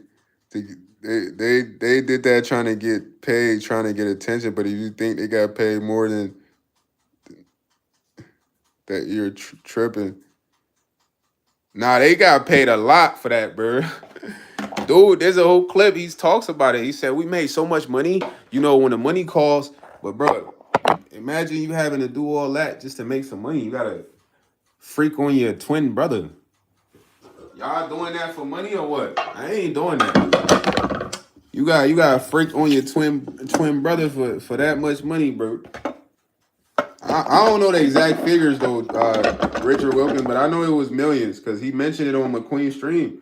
He's like, yeah, bro, we do work all the time. Like they just wanted me and him to do that, and I'm like, who's them? Why they wanted to see that? But when you go look up Creators Inc., you can see this who the CEO was. He mentions the guy's name. I just don't want to say his last name for real. You know what I'm saying? He said, I do a lot of work with Alex. We work with Alex, man. We made so much money off of that. That was his exact words. He's like, yeah, bro, it was me and my brother. But it's like, yo, it's more clips of them online doing other stuff. So y'all got to understand how the game goes. Yeah, I'm making some food. He's like, that was 0 part. Dog, you believe in Santa Claus? Nah. Yeah, Island Boy Massive Mass broke. Look it up. So they probably did that for the clout to get viral. You probably right, Richard. But he claimed they got paid. I'm going off his words. Off of McQueen's stream, he claimed they got paid a lot of money. Well, you could be right, bro. It probably was for them to get back popping. I'm not gonna lie. You know how many people do a lot of things to get back popping? All right, I'm gonna get CN out of here. He just wants to fight. It's cool, yo. Yeah, man, them boys wanted to get back viral, man. They did what they had to get back viral.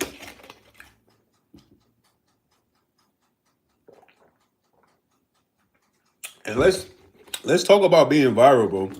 Because I don't want y'all to ever chase virality. Virality. Viral is literally 15 seconds. Y'all get me? I know a lot of people not going to tell y'all, but being viral is literally 15 seconds, bro. Which means it's like, let's imagine we all go to a new school, right? This is viral right here. Y'all looking like, why are you relating to going to school? Cuz, bro, you gonna get it. All of us right here in the chat, we all go to a new school, right? We fresh at this school. For the first 3-4 weeks, we're gonna be the most interesting thing there.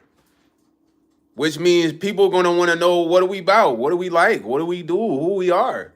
For the first 3 weeks to a month. After that, bro, nobody cares. Nobody cares. You might have friends here. We might have made friends here and there, but nobody's so interested as they was the first month or 3 weeks. That's viral. And people base their whole life off wanting that forever, bro. It's 15 seconds. It's 15 seconds. You ever went to a new school and everybody just care about you? They just want to know you. They want to know what you're about, and that's viral. You know what I'm saying? That's viral right there. You're not going to have that for a lifetime, bro. And most people want that for a lifetime. The Island Boys, they wanted that. They want that forever. They're going to do whatever to get that back. You know what I'm saying?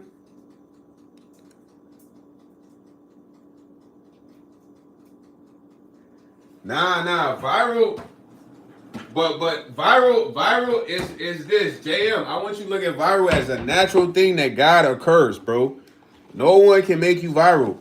If someone tell you they can make you viral, you gotta do some island boy type. You know what I mean? I'm telling you, I'm not lying to you, gang. You gotta do some island boy type. God can give you virality, but you can't have that forever. Like that's what I'm saying. No one, if anybody else gives you virality, bro, your life is done. Your life is done. And most people that go viral, bro, they want to be viral forever, bro. They don't want to just be viral for 10 minutes, 1 month, 2 months. Yeah, but the thing about being viral, y'all gotta understand is very important, bro. That y'all know this, bro. As you get viral, you gotta have like a reason, a good reason. Like, let's say I get viral because I shit it outside at Walmart. That's the reason I went viral. But what's gonna keep people interested in following me? Nothing. I just shit it at Walmart.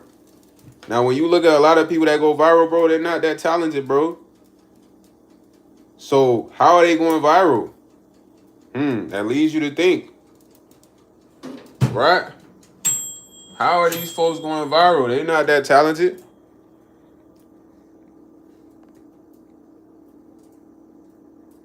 Exactly. JM. That's why I said when you think of virality, know that only God can give you that, bro, naturally.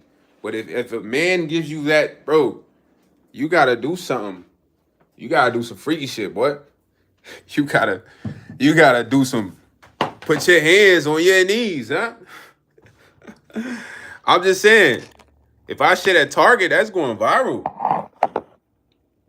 If I should go shit on myself at Target, what? We going viral off of that. Because I just gave y'all an example to show y'all the low levels that people go viral. Like, back then in 2000, that would be embarrassing. Nobody wants to take a dump on themselves.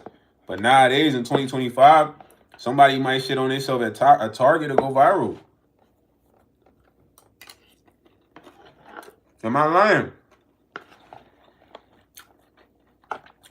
And like the 2000, bro, nobody would embarrass themselves to be popular.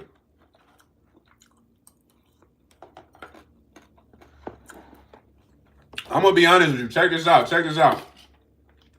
That was an energy plant.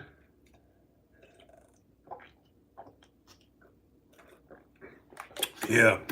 That was an industry plant because the reason I say that was an industry plant is like, bro, what's so cool about a girl saying hot tour, bro? Tell me, bro. Y'all gotta tell me.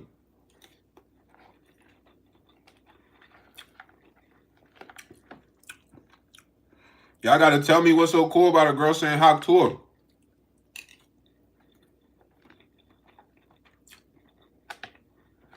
Shorty literally had no talent, bro.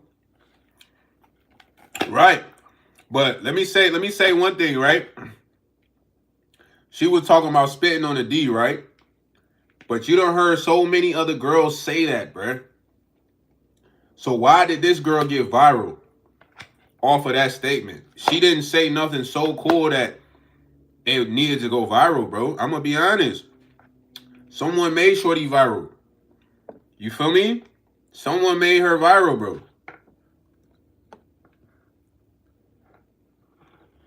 Bro, Jackass was funny, though. You gotta think. Bam Vigera, those guys were the only guys willing to make a fool out of themselves back then. Back then, not a lot of people were making a fool out of themselves. Exactly. JM, why did they choose that girl? That's the question you should ask. That's a good question.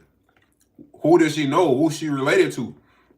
Because then you start thinking about other questions because there's been a lot of girls more beautiful than her that have had said funnier, more cooler things in interviews that didn't go viral. You feel me? So then the question is, who is this girl?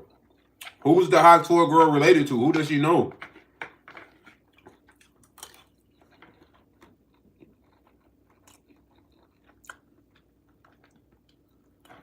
Nah, they chose her, bro. I'm telling you.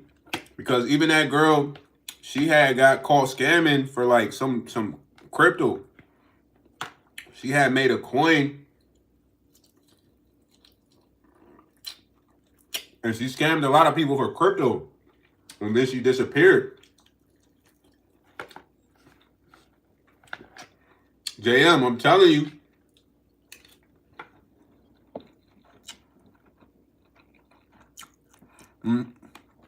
Nah, bro, she is, bro.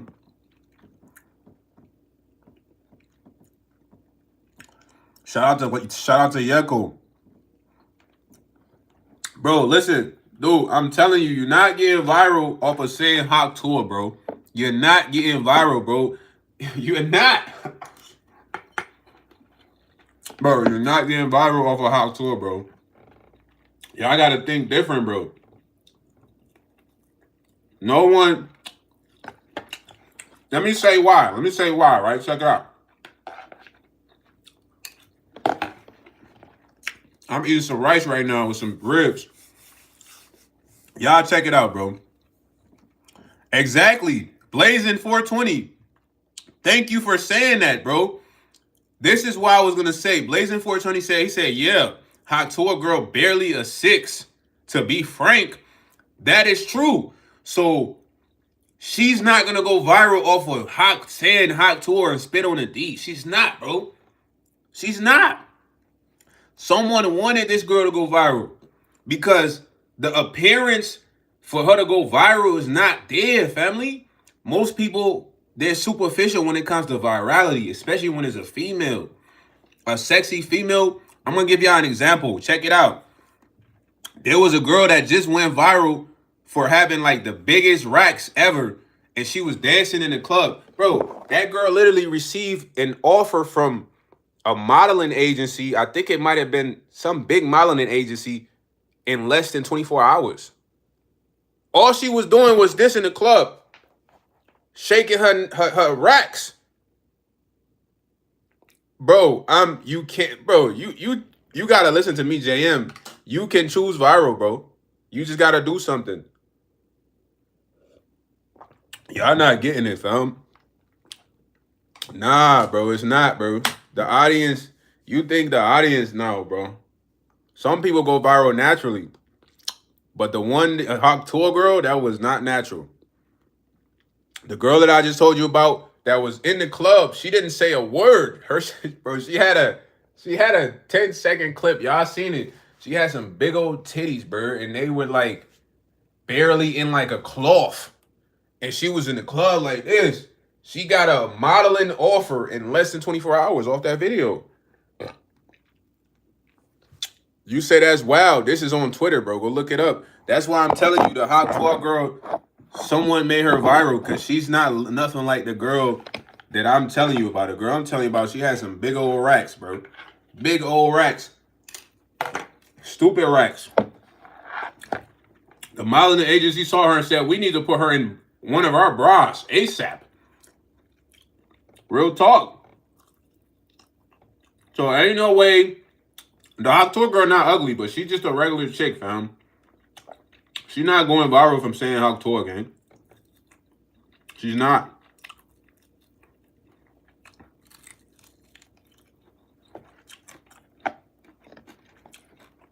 Yeah, she's not, bro.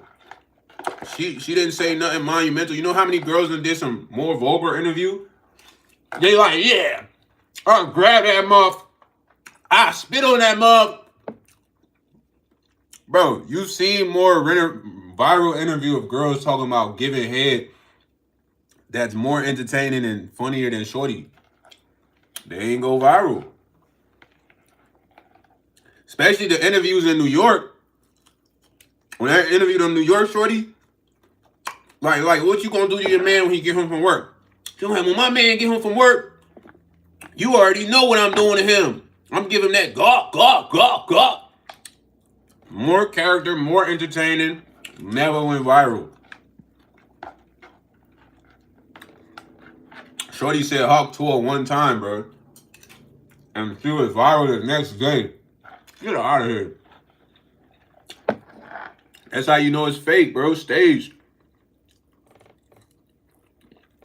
When I say stage, stage. A lot of stuff be staged.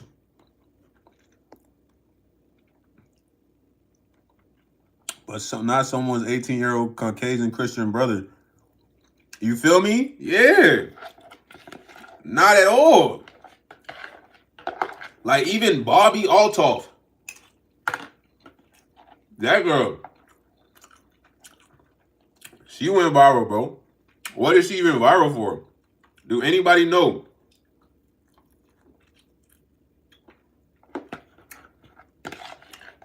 Shorty did a podcast in the bed with Drake.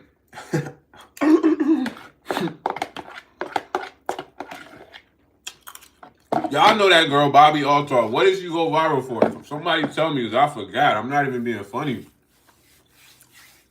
Does anybody remember what Bobby Altoff went viral for? I totally forgot, bro. Right. But that's another one. When you look at Shorty, she went viral and was doing podcasts with Drake. Big artists is like the next week, bro. How? How Shorty get in contact with Drake the next week? You feel me? How, fam? These are what y'all gotta start thinking when y'all see this type of stuff, because it's gonna show you what's occurring, bro.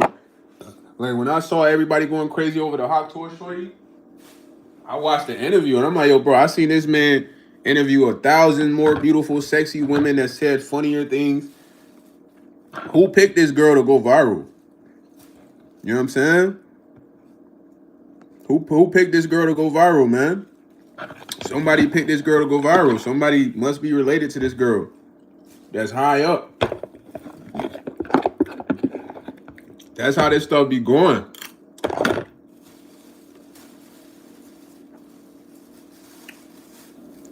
Nah, that shit was corny though. I ain't think. Paul, be honest, Paul. When you ever heard a girl say Hawk Tour? Like really translate spitting to words. Like I ain't never heard that, fam.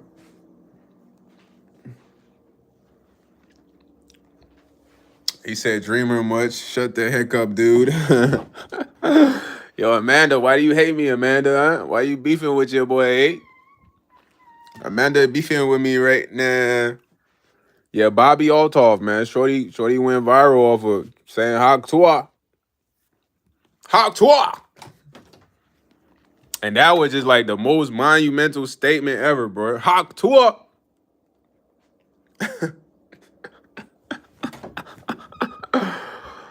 Everybody say, ah. What did Bobby Altoff do? Because I can't even remember. I'm trying to think what Shorty did. If y'all remember how she went viral, let me know. But bro, there's been a lot of people that got that instant virality, bro, and it wasn't even no talent, bro. No talent for real.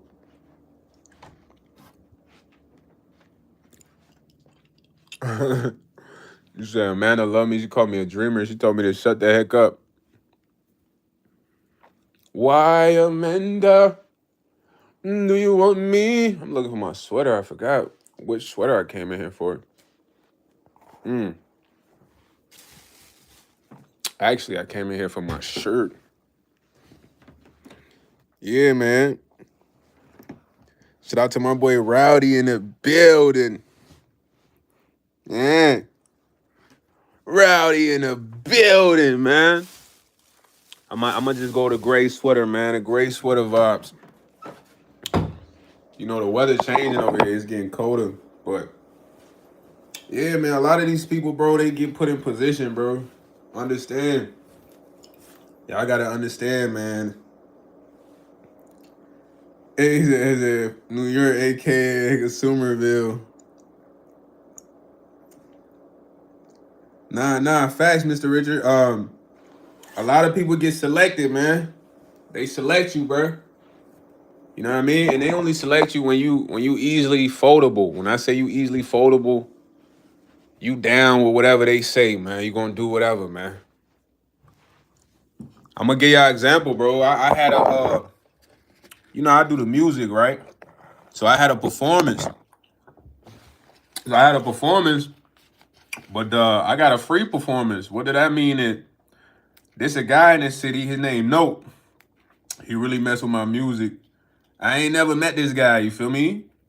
He sent me a message. He like, yo, why yes, man? I want you to come perform at this show this day. Blah blah blah. Pull up. So I say, bet. I'm gonna pull up with my guys. He say, I say that.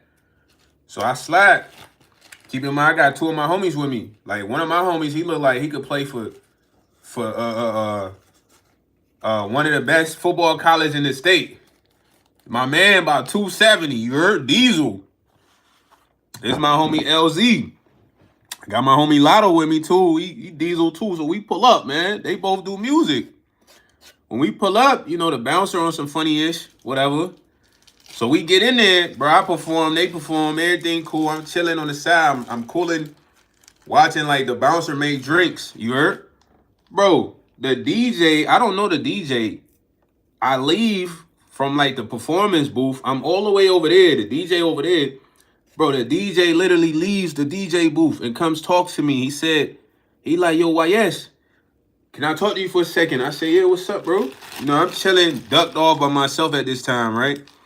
And he like, YS, man, I like your music, man. You got some good music. Honestly, I want to give you more shows. I said, okay, for sure, that'll be smooth. But then he say, but I like for you to come out and hang out with my guys a few nights and weekends.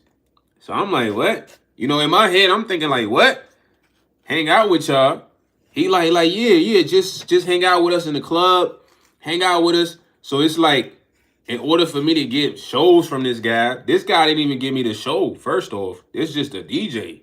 But the DJ now talking to me like, yeah, in order for me I give you more shows and have you performing if you just come hang out with my guys for a couple of weekends. So I'm like, what? Hang out with y'all for a couple of weekends? You tripping, bro. I ain't trying to hang out with nobody. But that's how I go. That's how it go, bro. You feel me? People approach you and they throw you a proposition with certain things, and they want you to do certain things with them. And I'm just like, yo, bro, I ain't hanging out with y'all. First off, I ain't hanging out with nobody I ain't really hanging out with regularly. And I'm definitely not hanging out with you for a show. And I got this show for free. So why would I hang out with you and your mans? You know what I mean? But it's different when they get higher up. You get higher up, you got to do a lot more stuff. I ain't never been the type to do anything for anything.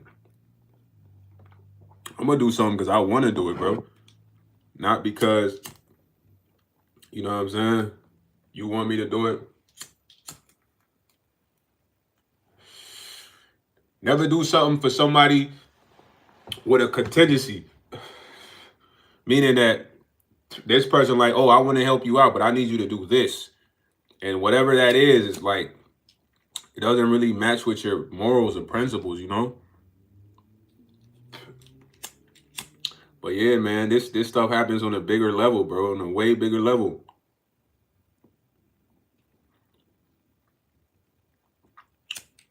You said, do I like Saudi Arabia? Shout out to everybody there.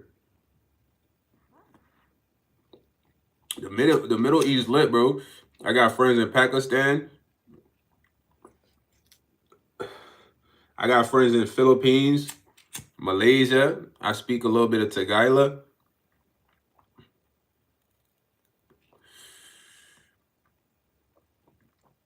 Yeah, the Middle East is lit.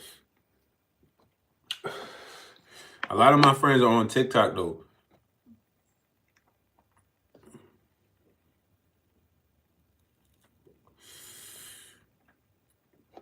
Gary, you got to get some of your friends in the chat. Tell them pull up to the channel. That way y'all can hold it down for Japan in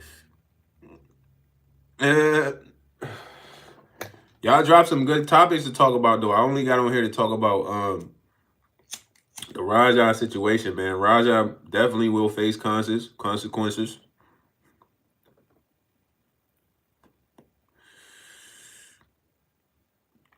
Nah, I don't speak Saudi, brother. You should teach us.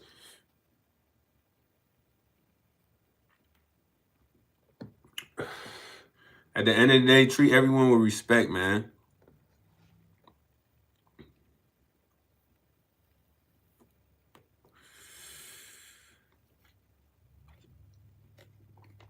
Respect make the world go round, you heard? But y'all don't ever act like Raja, man. If you beating somebody up, once you knock them out, bro, the fight is over. You feel me? Anything Islam. Every time you knock somebody out in a fight, bro, the fight is done, bro. Don't kick them. Don't stomp their head in. Don't punch them extra times. Because at that point, you're putting yourself in a situation to commit an M. And you don't want to commit an M. A M is serious, bro. You feel me? A M is serious. That's like one of the illest sin. You took out a life form that you can't produce on your own. It takes two to produce a life form. That's why M is like, it's just terrible. You know what I'm saying? You can't produce. It's like if you take somebody, you can't. If you take this person out, you can't bring them back right away. Yeah, M is serious, bro. M is something you want to stay away from. That's why it's like fights. If it's not in a professional setting, it's a problem. The only thing that's kind of saving Raja's butt is, bro, this happened at a wrestling event in a ring. So he could have said, "Oh, I lost composure." He could have some type of claim, but like in the street, bro, you slam a person like that on the ground, it's over. What do I think separates the highest tier of rapper from second highest tier? Man, it goes back to what we was talking about, Mr. Richard Wilkins. It all comes down to communication, bro. People really don't have understanding of what communication is. Most people think communication is really just talking, but communication is more than talking, bro. You know, there's knowledge, wisdom, understanding, culture. You know what I mean? Refinement. You feel me? It's a lot that goes into that, and the thing that separates the highest tier from the second highest tier is the numbers. The numbers. And Mr. Richard, I want you to do research on what the numbers are, bro. You know what I'm saying? What's today? Today is the 24th. So right now is knowledge, wisdom, understanding, culture. So right now, wisdom and culture is 2 and 4. Wisdom and culture is 2 and 4. You're like, what is YS talking about? This is how the world operates. Everything is based off numbers. If you look at my body and why my face looks like this, I am putting out a certain frequency of numbers. You are too. Kari is. Everyone is. Everything is numbers. So people who understands the number 1 through 9, basically 0, which makes 10, they communicate better. You feel what I'm saying? They communicate better when they put out their language, because music is communication, bro. And those who understands the numbers 1 through 9, 1 is wisdom, 2 is understanding, 3 is knowledge, 4 is culture, 5 is refinement, 6, I forgot what 6 is, but 7 is God. You know what I'm saying? That's why when you go to the casino, you see the number 777 in the casino.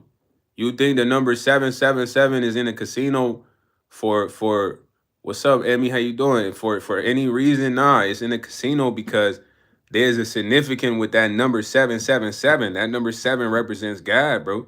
You know what I'm saying? So once you start understanding this, you like, dang, okay. You start processing things differently. So I feel like certain rappers understand that, bro. They understand that, look, communication is on a certain level.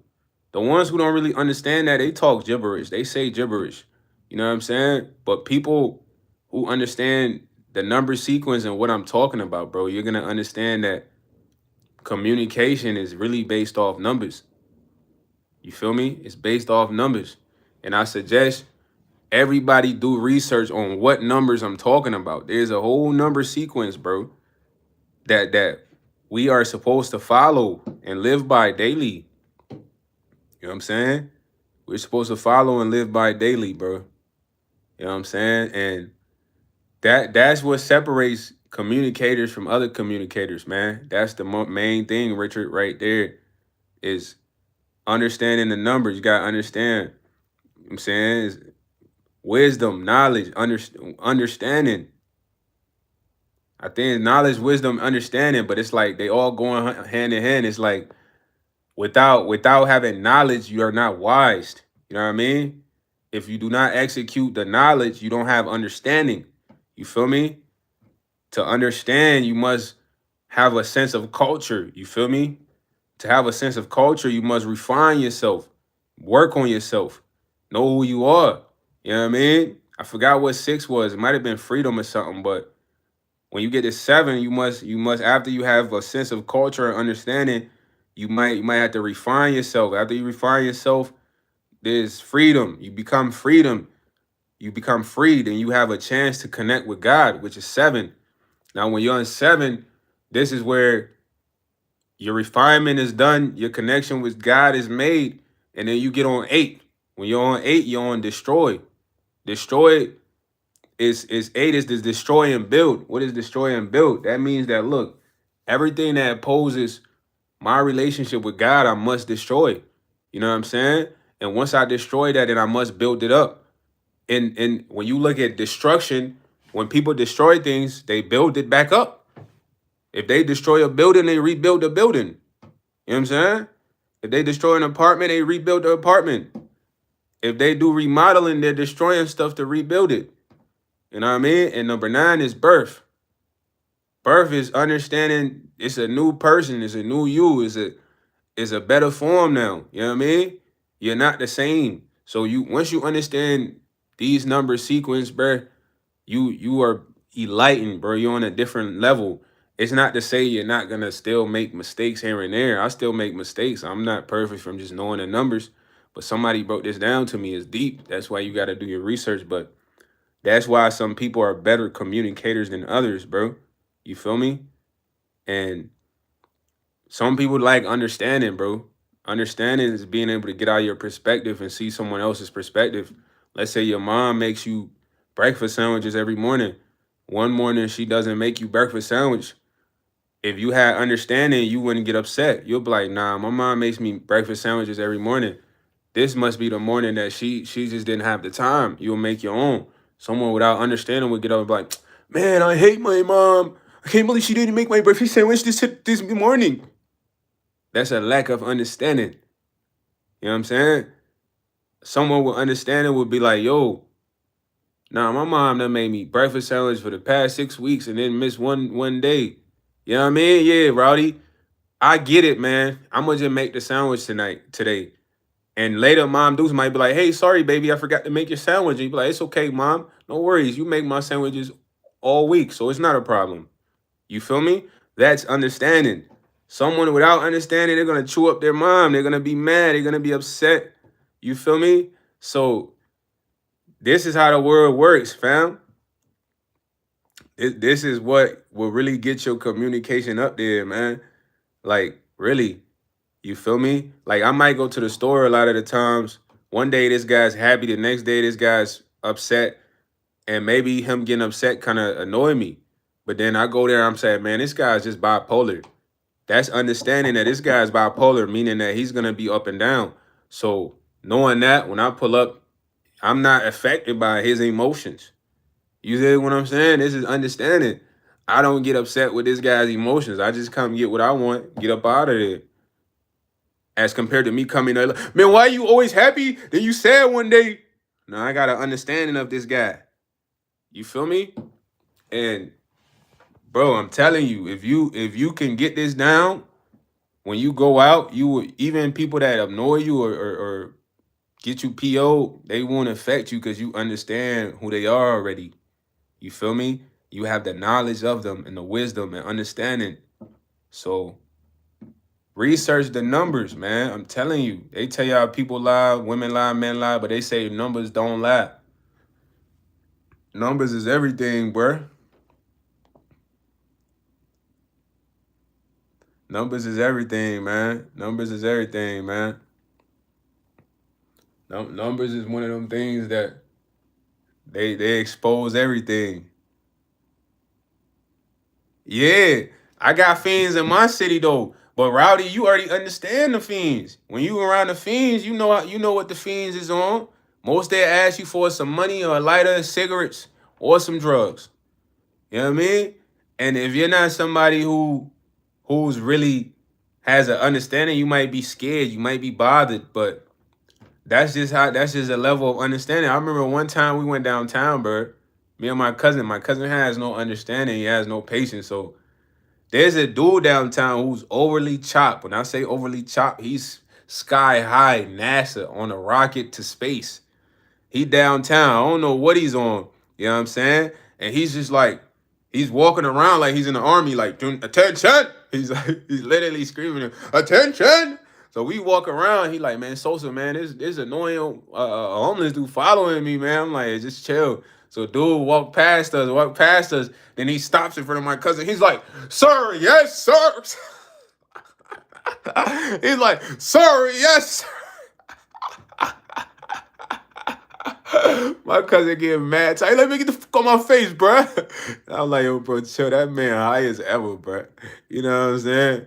He's just chop suey right now. He's literally fried. He's he's cooked. He's on a first class flight with NASA to space. My boy was like, sir, yes, sir. Sir, yeah, in my cousin's face. I'm looking like, you must be Lieutenant General. You you the Lieutenant General right now. Bro, man, my man's high out his mind, bro. And it was an older gentleman, but I understood. Like, I'm like, this guy gotta be off the best dope right now. You know what I mean? Because he think he in the military downtown. Right. He probably ain't slept in weed. He marching. Attention! Like,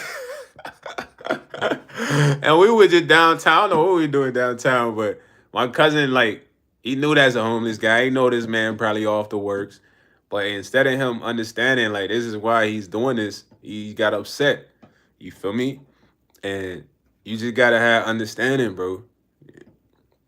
Yeah, understanding. Cause you might see a homeless person tweaking and you get mad. Whole time they high as a kite, bro. You know what I'm saying? They so high they don't even know what they're doing. Yeah, and most of these people gotta stay high, bro. That's how they survive whatever they got going through. You feel me? You know what I'm saying? Bro, I done came out. I used to stay downtown, bro. It's a lot of homeless that be people that be downtown because it's easier for them to get on transportation. You know what I mean? So, bro, there was a guy that used to sleep in my car. I swear on my life, bro. All right, Emmy, have a good day. Bro, I used to come and my seat would be laid all the way back. Like, when I say all bro, I don't even know this guy, Kari. This man used to sleep in my car and be out of the car before I came out, bro. I swear on my life. Cause I stayed in the seventh floor in like this big building. So when I come out, fam, it'd be like the door would be open, but my seat would be like in the laying down position. And I'm like, yo, fam, I did not leave a seat like this. But I started understanding like, yo, somebody gotta be sleeping in my whip. Even if I'm locking the door, you know what I mean? Homeless people can figure out how to get into, you know what I mean? So my man's was sleeping in the whip. He was like, yeah, it's me and YS whip. All the time I'm upstairs, he in the whip sleeping. Yeah. But he need a place to live, man. I understand that, bro. That's tough, man. Not having a place to really live. That's one of the hardest thing ever, bro. Not having like guarantee a living place. That's difficult, bro. That'll really have you thinking all types of ways, bro. You wouldn't have no peace mentally. You know what I'm saying? You would not have no peace mentally, bro. I swear. And I understand how they be moving. Yeah, it affects it. You're affected by the weather. You don't have a place to really relax. When I say relax, you see how I'm sitting in here talking to y'all, chilling. They gotta be outside, bro. And then it's like they either gotta be hiding somewhere, you know, but it's nowhere outside to really relax. You feel me? When it comes to food, you can't just cook something, bro. You feel me? Like You need to have food that you can eat on the go. You know what I mean? So all that would really bother you, bro. I'm talking about that'll have so many thoughts going through your mind. And the cops, you got cops, and then you got people that look at you like you're suspicious because you don't have nowhere to go. You got to be outside all day. As far as your clothings, you can't be fresh all the time because unless you got a car to go get clothes out the storage, you don't have a dresser to put your clothes, a suitcase. Most homeless people, they probably only got a few amount of clothes. So your appearance is always gonna look bad. You always gonna look like you up to no good. All you really thinking about when you homeless, bro, is finding a place to stay, eating some decent food, and relaxing. They be having none but shopping carts, bro. You know, the shopping carts you see at Cub Foods, Walmart, they get one of those, and that's like they car, and then everything they belongings will be in that shopping cart. Nah, you right. Nah, blazing. Some people they like that lifestyle, but there's other people that they just don't have a choice, bro. I mean, they got a choice, but it's hard. You know what I mean? I would say it's hard because sometimes when you hit rock bottom, some people give up because it's like, yo, bro, it's hard to get back up. I'll be honest with you. Some of them they like that lifestyle. That's all they wanted. You know what I'm saying? Now you right, Blazing 420. Some of them they want to be in that position, bro. Some of those guys had a best life. I had met this one homeless lady who said she came from a rich family and she just got into doing drugs. You know what I mean? She said her family was rich. She was very smart, bro. It was like, dang, why'd you end up homeless? She said she just got addicted to drugs, bro. But at some point, she said she was gonna quit. So she must have knew how long she was gonna be doing the drugs or something. But you know that's a tough life, man. You said, Amanda, they was in your car. Yeah, nah, the dude never stole nothing out the car. He just slept in there. That's all he needed. But I'm talking about Amanda. When I came outside, my seat was so far back. I don't never drive. I don't never drive like this. That why am I gotta be able to see. My eyes not even that good to be so far back. Yeah, the drugs get them, man. That drugs. I'm gonna tell y'all a crazy story, right? I had this girl, right? I was talking to her, right? And she didn't look like she did drugs, man. You feel me? Her body was nice. She's very smart, but she messed with blues. If y'all know what blues are, y'all know it's like Fetty Wap. You know what I mean? Pressed up.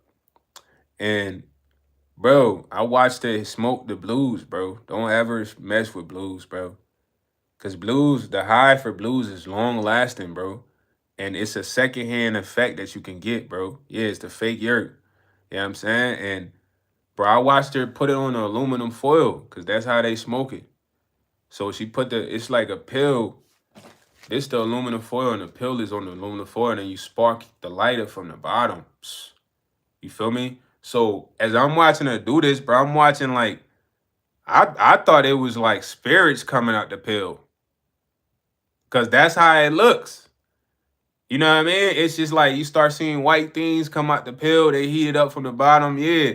And as I'm watching it, I'm like, man, that look like spirits coming out the pill, fam. You feel me? Fumes, yeah, it was white fumes, Rowdy, because it's here and she sparks it from the bottom. You feel me? And I was like, man, that look like spirits coming out of there. But when she smoked this stuff, she'll be talking to you and then she'll fall asleep like this. And she'll wake up out of nowhere and she'll fall asleep like this and she'll make up. And I'm like, yo, this is terrible. You know what I'm saying? Yeah, and I'm like, yo, this is terrible. Like these folks literally fade in and out. Like when I say fade in and out, they fade in and out. Sometimes you see one of these people sleeping on a corner for 2 days. There was this one lady, she slept on a bus stop for 2 days, bro. You thought she passed. She was sleeping at the bus stop on a bench for 2 days, bro.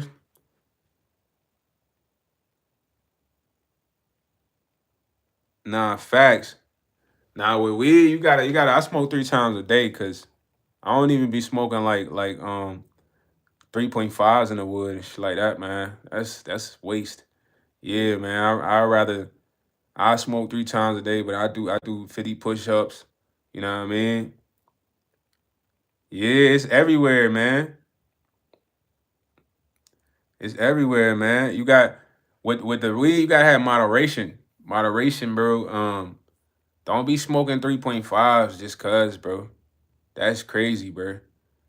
I literally get a backwood. Let me show you an example. Cause you gotta moderate this. Cause you gotta understand when I was doing music with people, they want to smoke 3.5s in the wood. So I get the backwood. You see the backwood? Now the backwood has 3 sections, bro. So this is literally 2 sections. This I can make two wood splits with this by cutting it down right here. You know what I mean? If I let me fold it for you so you can see. Boom. This is literally two splits. This is the second part right here. You know what I'm saying? In the backwood. Now, if I fold it out, you can kind of see where the cut would happen. This would be 2 splits, man. So I'll roll half and roll the other half later. Why am I smoking the whole backwood with a 3.5 by myself chilling? That's OD. Because when you do stuff like that, now you got to smoke 4 3.5s a day. Now you got to smoke 5 backwoods of 3.5s a day. You know what I mean? Yeah, lavender definitely helps, man. You know what I'm saying? Yeah, I'm trying to get away from smoking tobacco too. I just can't smoke the spliffs because, I've been smoking tobacco for a while. I just got to find a leaf that's really good. I used to like the Fonto leaf, but I had like a nasty after back taste, almost like a substance was on there. You know what I mean? He said mullein leaf. Yeah, cough all the mucus out. Like you said, mullein leaf. I'm gonna look that up. Yeah, I gotta look that up because the phlegm from the tobacco is nasty, bro. My body put it out naturally. I be having to spit that shit out naturally, but I just would want to get away. Yeah, Fonto is spray, bro. I don't even mess with them because, bro, I'm telling you, you would have such a nasty aftertaste when you smoke. Because I used to roll the wood in the Fonto. I even watched the Fonto, and I'm like, nah, this junk tastes disgusting. You know what I'm saying? Nah, for real. Like, it's got to be a natural tobacco out there. I'm going to look up mullein leaf, though, and see. You know what I'm saying? Natural tobacco, man, because they be spraying, even the wraps, the Swisher sweets, all that shit got a nasty iron taste. And it just be like back on in the back of your throat.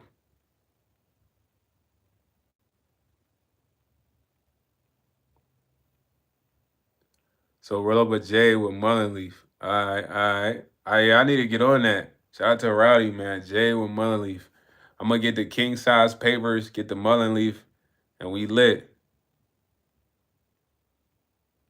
All right. It's like a replacement for the Fonto. Yeah, Fonto and the Grava, they spray that junk down, bro. Don't even rock with them junks. Them junks be heavily sprayed, bro. And the aftertaste tell you. Yeah, bro. When I smoke something that sprayed, it's like, ugh. I had got these ones. Let me show y'all these ones. These ones is so gross. Somebody was like, yeah, try these. Let me show y'all these. I ain't even cracked the whole pack, bro. I ordered these and I was annoyed, bro. Let me show y'all these. Let me show y'all these. They call tea leaf herbal wraps. Cap, bro. Cap. I had smoked these. It's an aftertaste. Nasty on these. There's no way these is rolled from just tea leaf, bro. It says tobacco free, nicotine free, hemp free. It's something on here though.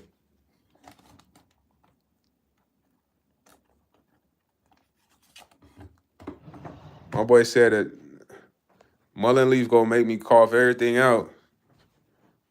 That's lit. You see that Paul Witt? That's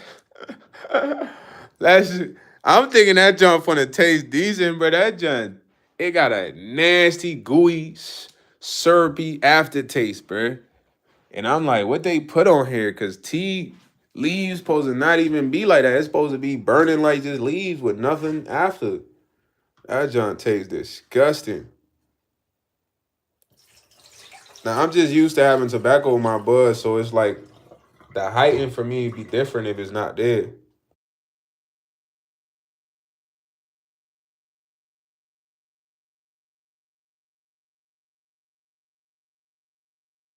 I'm trying to get away from smoking the tobacco for real.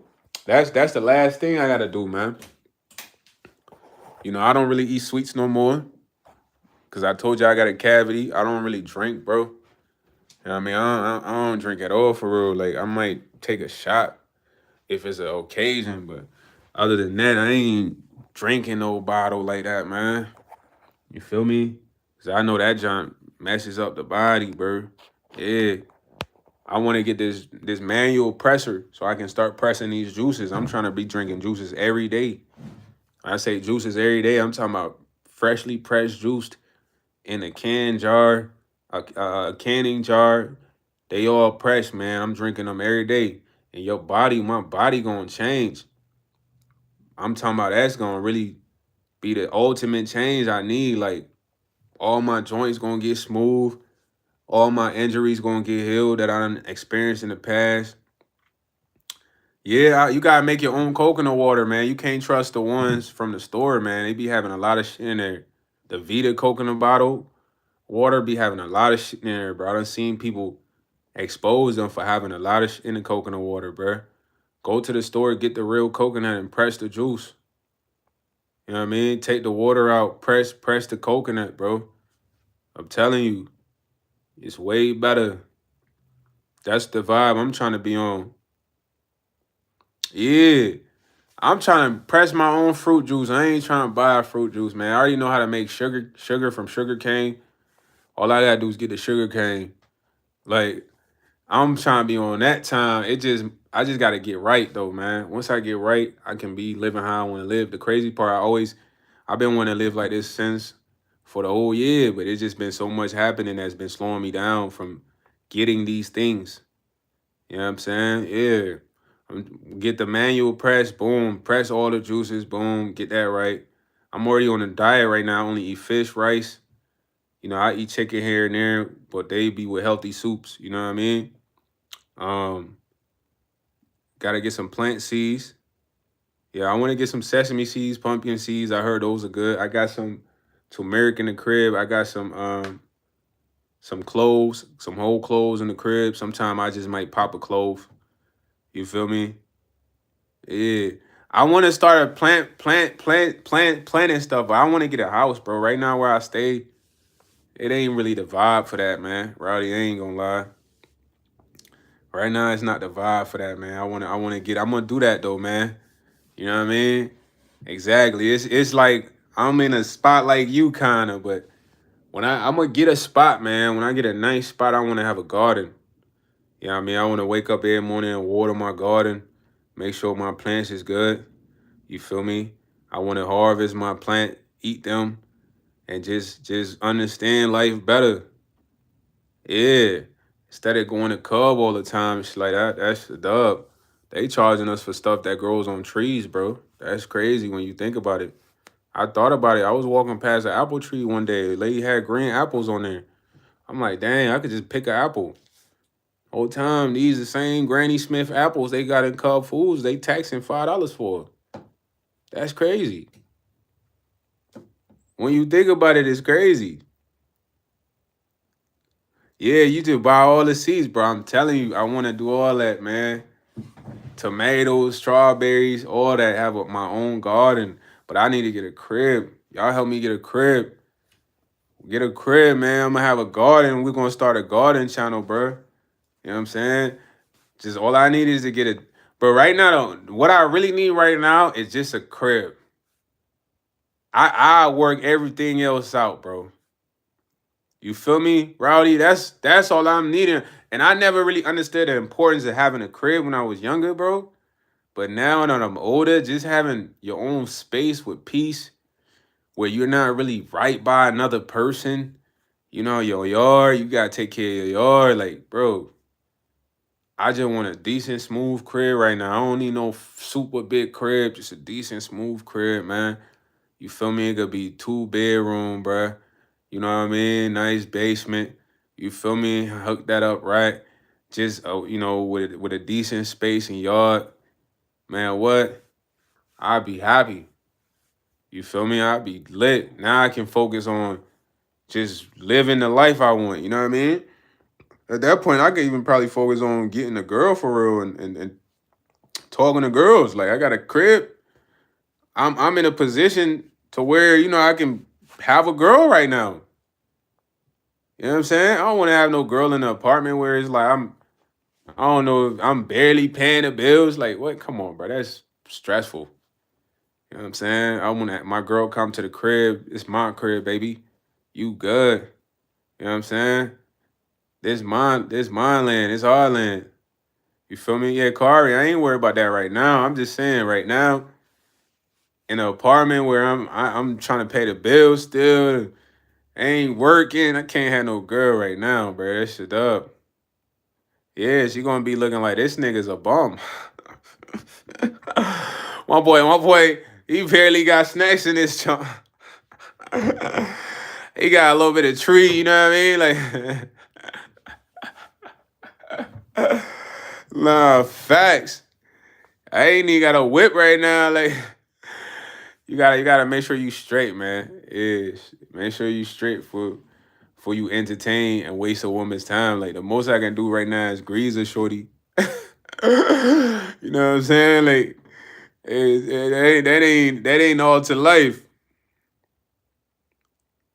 Nah, but your girl with you though. You feel me? Like it's different if I go get a girl right now and then I'm like in this predicament. I ain't got a car. I really don't got much bread at all.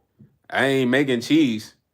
So it's like the most I can do is smash shorty, bro. And she might want more than that. She don't know me for that long. She don't really know my potential. She looking like my man's ain't got a car. He ain't bringing no bag in. Yeah, he got a spot, but he ain't even got snacks in his spot. You know what I mean? Shit like that. So it's important, bro. I understand because I done had a girl for 3 years, bro. You gotta be on top of your game because you gotta be able to take care of your girl. You gotta be able to do fun things with her. You gotta be able to, you know, just make the relationship exciting, man. Go out to eat sometime. Take her out on a date sometime. You feel me? Maybe surprise her with some gifts sometimes. You gotta be able to do that for your girl. And I've been in a relationship before and had to do that. You gotta take care of her, take your girl out, make your girl feel special. Women want to do things for experiences, bro. They don't want to be in a house all day watching the same show with you every week. That's gonna get old fast. They want to you take them on a surprise date, man. You know what I mean? Take them for a walk or something, somewhere fun they never been. You know what I mean? Go ride on a bike, go bike riding. Yeah, because you had the funds. Yeah, Lumi Vox, I seen your messages. You know what I'm saying? Yeah, go in nature, man. Like, to be honest, a lot of girls like riding bikes and doing nature stuff, going for a hike. You know what I mean? Going on a little adventure, like a dirt bike ride or something. You feel me? Yeah. So if you broke, you ain't doing all that, man. You tight. Bread is tight, man. The bread tight, all that is in. It's on hold. Yeah, cause Rowdy, you seem like a nice guy, bro. I hope, I hope, I hope y'all stay together forever, fam. And bro, listen, you are gonna be a big YouTuber, so get on that, man. Some of y'all ain't even send me y'all links to the Discord, man. What happened, gang? What happened? This Malika Sim. Oh, my boy Malika Sim in the building. Lumavox Cinema. I bet. Malik, look, everybody in the chat, man. Look, go sub up to Lumavox Cinema right now, man. That is Malik Asim's channel right now. Go sub up. You know what I'm saying? Screenshot this. I'ma screenshot this and I'ma sub up after the live, man. You know what I'm saying? Also, I still gotta take a look at what you sent me. I ain't gonna lie, I KO'd after last night. It was like 3 a.m., almost 4 o'clock. Everybody, this is Luma Vox. Cinema is Malik Asim's YouTube, bro. I told everybody on the live, create a YouTube, bro. That's him right there. Y'all go sub up, man. Support him. After I get off the live, I'm gonna support him. There's no way for me to go there without ending the live. You feel me? Are you coming on my last video? I bet, Roddy. I'm gonna go sub up then.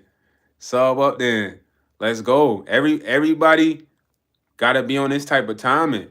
This is the timing you have to be on, because right now, being a content creator is a way for you to get out.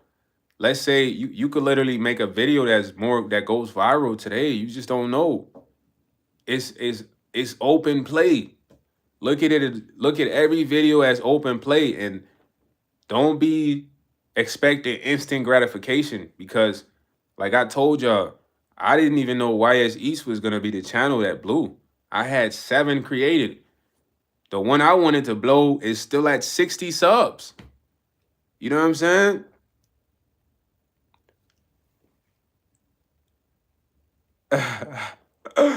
Nah, I don't go to the gas station and fight. Nah, Amanda, I literally try to execute my advice daily. You know what I'm saying? I gotta practice what I preach.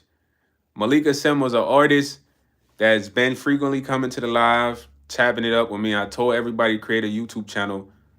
He has created his YouTube channel, man. He does short films, videography.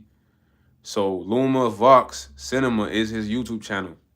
Go sub up, Blazing 420. Amanda Kuros, I'm not just talking, man. I'm trying to do everything I say. You see I go live regularly. You know what I'm saying? Me telling you to create a channel and me not going live is not going to add up. I'm going live regularly. You know what I'm saying? If you look at my channel, I'm posting shorts. There's like a bunch of shorts on my channel. I'm telling people post shorts. Everything I'm doing, I'm telling y'all to do. I ain't no gatekeeper, bro. A lot of people gonna gatekeep. I come here to genuinely help y'all. The reason I got on YouTube, somebody told me the same thing. I created 7 channels. I started posting on all of them. This channel took off. The channel I wanted to take off, it didn't take off, but I'm still working on that. I got 7 channels. Let me give y'all a breakdown. This channel is at 2K. Boom. My other channel, my music channel, is at 158 subs. I gotta get that to 1,000 subs. Boom.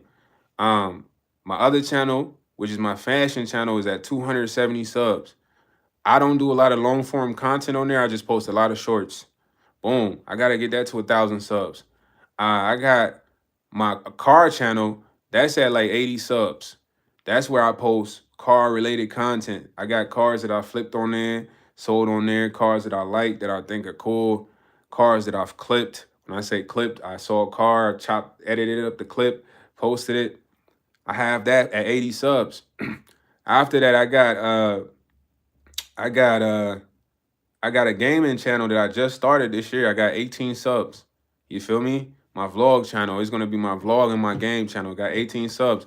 I'm not frequently posting on there as much as I'm supposed to, because I'm managing my YouTube. This one, I used to be on TikTok a lot, but I fell back just because I ain't really been interested in going live like that. You know what I mean? I've been focused on this. I'm doing the Twitch. You feel me? Instagram here and there. I'll post on there because I'm trying to get my following on Instagram to be Instagram. You need like 10K though, so I'm trying to get to that 10K. Snapchat, you need like 20K. Snapchat is tough because I don't know. There's a lot of rules and regulations. I don't know about Snapchat posting yet, but once I find that sauce, I'm in the door. You know what I'm saying? So I'm just giving y'all example. I'm doing when I post on Instagram, I got it set up to where that directly posts to my Facebook, because Facebook is another platform. So you could kill 2 birds with 1 stone posting on Instagram, but you could have it set up to where every clip you post as a reel gets posted to your Facebook. You want to do that to drive traffic to both. You feel me? But everything I'm saying, Amanda, I'm doing. It's just right now when I do the lives, I'm doing the lives to get my hours. One of the toughest parts about getting monetized on YouTube is having your 4,000 watch hours. And it could be easy. You could get that in one video if the video get 10K views, 20K views. Or you have to consistently post multiple content until you get that accumulated amount of hours. One thing that's gonna help you guys a lot, you gotta go live. And you can go live doing anything. You can go live washing the dishes. You can go live walking, eating. Just go live for it in about an hour. If you start looking at my lives, I started doing lives for like 8 minutes, 7 minutes. I told y'all. Then I realized, okay, the lives got to be an hour. You feel me? They have to be an hour for a longer duration, meaning that although I might have 7 people in here, but there's a lot of people, you know what I'm saying, coming in regularly and probably leaving. Like, oh, he ain't talking about nothing. He got a mask on. But that's helping the views. That's helping me. Malika Sim, I just got your message, sir. I'm going to check it out. But that's helping me get my hours, my watch hours. And don't think the easy part is getting the subs, but people don't think the subs is the easiest part. I'm telling you from my perspective. I was like, bro, getting 1,000 subs is going to take a lot. Bro, it happened overnight, bro. When that happened overnight, I'm thinking like, yo, I got the 4,000 watch hour. We lit, man. YouTube, where my 20K check at, man? 50K check at, man? Because if you look at my channel numbers, I have almost 700,000 views, but I only got 2K. You feel me? Followers. Now, if you go look at some other people's channel, you look at the total views, I have more views than that person's channel, even though they might have 171,000, 39,000. You get what I'm saying? So despite having that many views, I still have to get the watch hours. Currently, I'm not at the 4K hours. So that's what I'm working on. That's why I do hour lives. You feel me? Exactly, Paul Witt. But this is gonna help you get your watch hours. You gotta do the lives. The lives, and when you go into the YouTube studio, you go into the monetization section where the money sign is. When you scroll to the bottom, it's gonna have two exceptions to apply. It's gonna have 3,000 hours, valid public hours, and 4,000.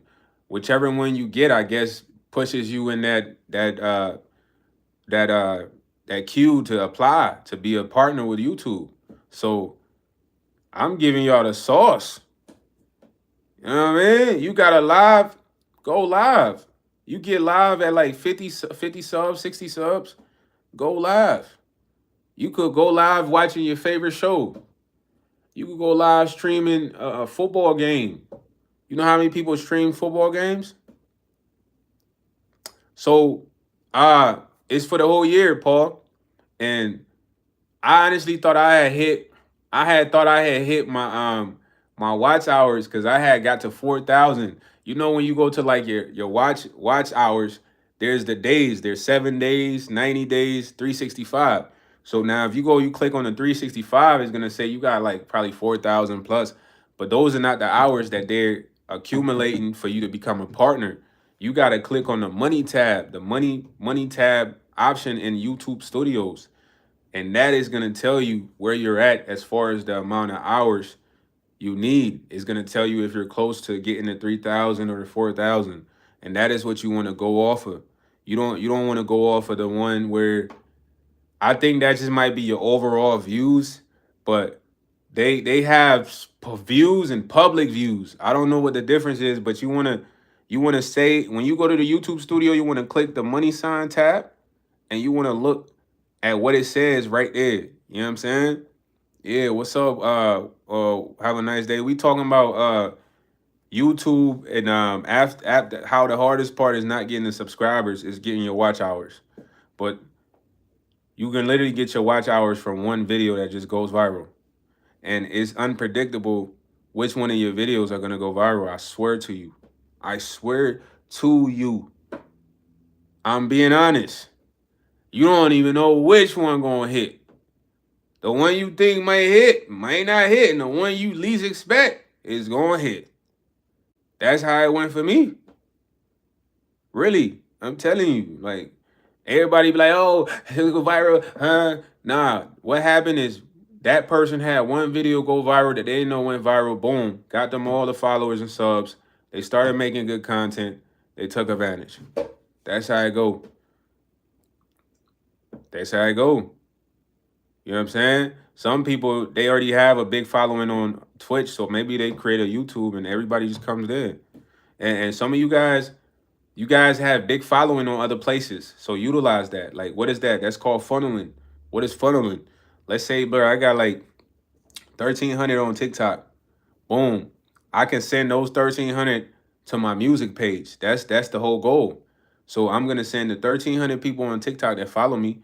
I'm gonna get them over to my one YS music page on YouTube somehow. Why? Because I have the audience already. All I gotta do is transfer them over. Some of you guys got big followings on Twitter, Facebook, Instagram. Okay, transfer them to YouTube. You don't even have to do much work. You just got to figure out how you're going to get all those people to YouTube. Whether you're going to produce a clip that they're going to really be interested in and you're going to post it to YouTube where they got to go watch it there, but you got to figure it out. You feel me? When I go live, man, boom, I'm talking to somebody that got like 1 million people following them. Guess what I do? Yeah, I chop it up with them for a little bit, and I be like, yo, man, I do music though.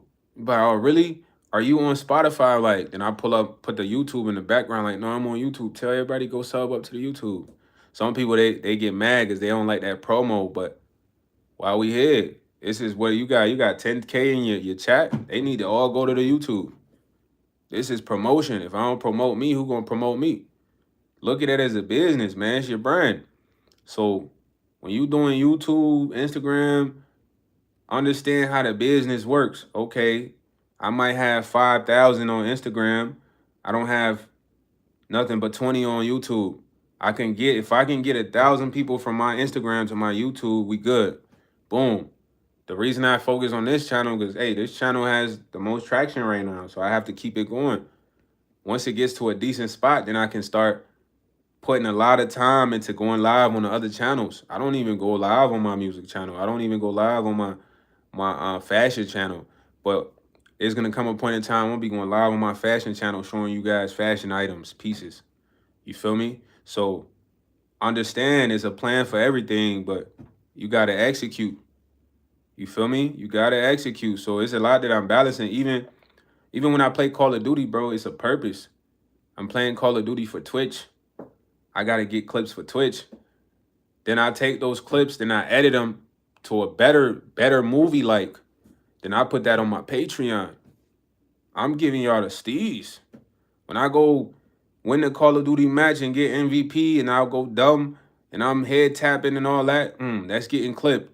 Now I'm gonna take the best part of that clip. It's not gonna be the whole game where I'm just running around looking for people. Nah, it's gonna look like a movie, action-packed, Jean-Claude Van Damme, Enterprise. What? I'm sliding out first scene, busting somebody with a head tap, grenade, slide, double kill, triple kill, movie. Then I'm gonna put that on the Patreon. You know what I mean? So people might watch the regular game, but when they watch the highlights, it's like, nah, yo, the highlights is fire with some music behind it. Boom. Cause I want you to be like, nah, this YS clips. This ain't nobody else. This how he do his. All of them are like that on the Patreon. So don't think I'm not working, bro. I'm constantly putting in work. But this what you gotta do if you want to establish something for yourself online. Nobody gonna do it for me. I gotta do it for myself. I don't even want nobody editing my clip. I want to edit a clip. I want to put it together. I literally take time to find the perfect song to go with the action in the clip, bro. I'm not gonna pick a song just because it's popular. Nah, I'm gonna pick a song that kind of matches the actions of what I'm doing. You feel me? So put a lot of thought into what you're doing, man. Treat it like it's special. You know what I'm saying? When I come on here, why two? That's my stuff. That's my little slogan right there. You see somebody saying why two? Cause don't nobody say why two. They say YouTube. So I thought about how to be different. I'm like, all right, why two? That sound different. But even when I say why two, it sounds like why is East two. You feel me? So I thought about it further. I'm like, oh yeah, why two? That's my two for real. Like, but it's on the level of just thinking. Like, all right, that's how I'm gonna come on my video. You see, I come on there every time on the live, even on my regular video. Why two? That's me. So believe what you're doing is the essence of you and it's special and treat it like that. Because like I said, it's technology. I'm telling y'all don't know how long it's gonna be here. So get some money right now while you can off of this. Because everybody we watch,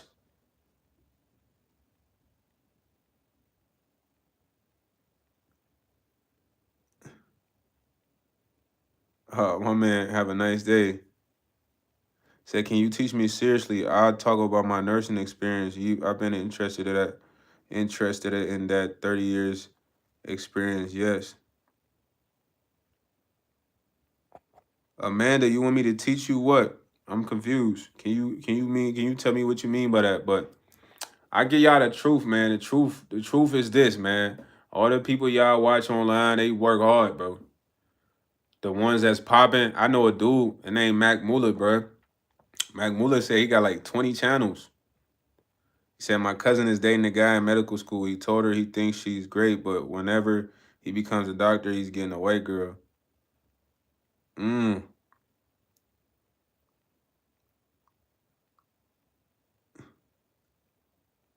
I mean, if that's what he feels is right, man, I can't decide for him.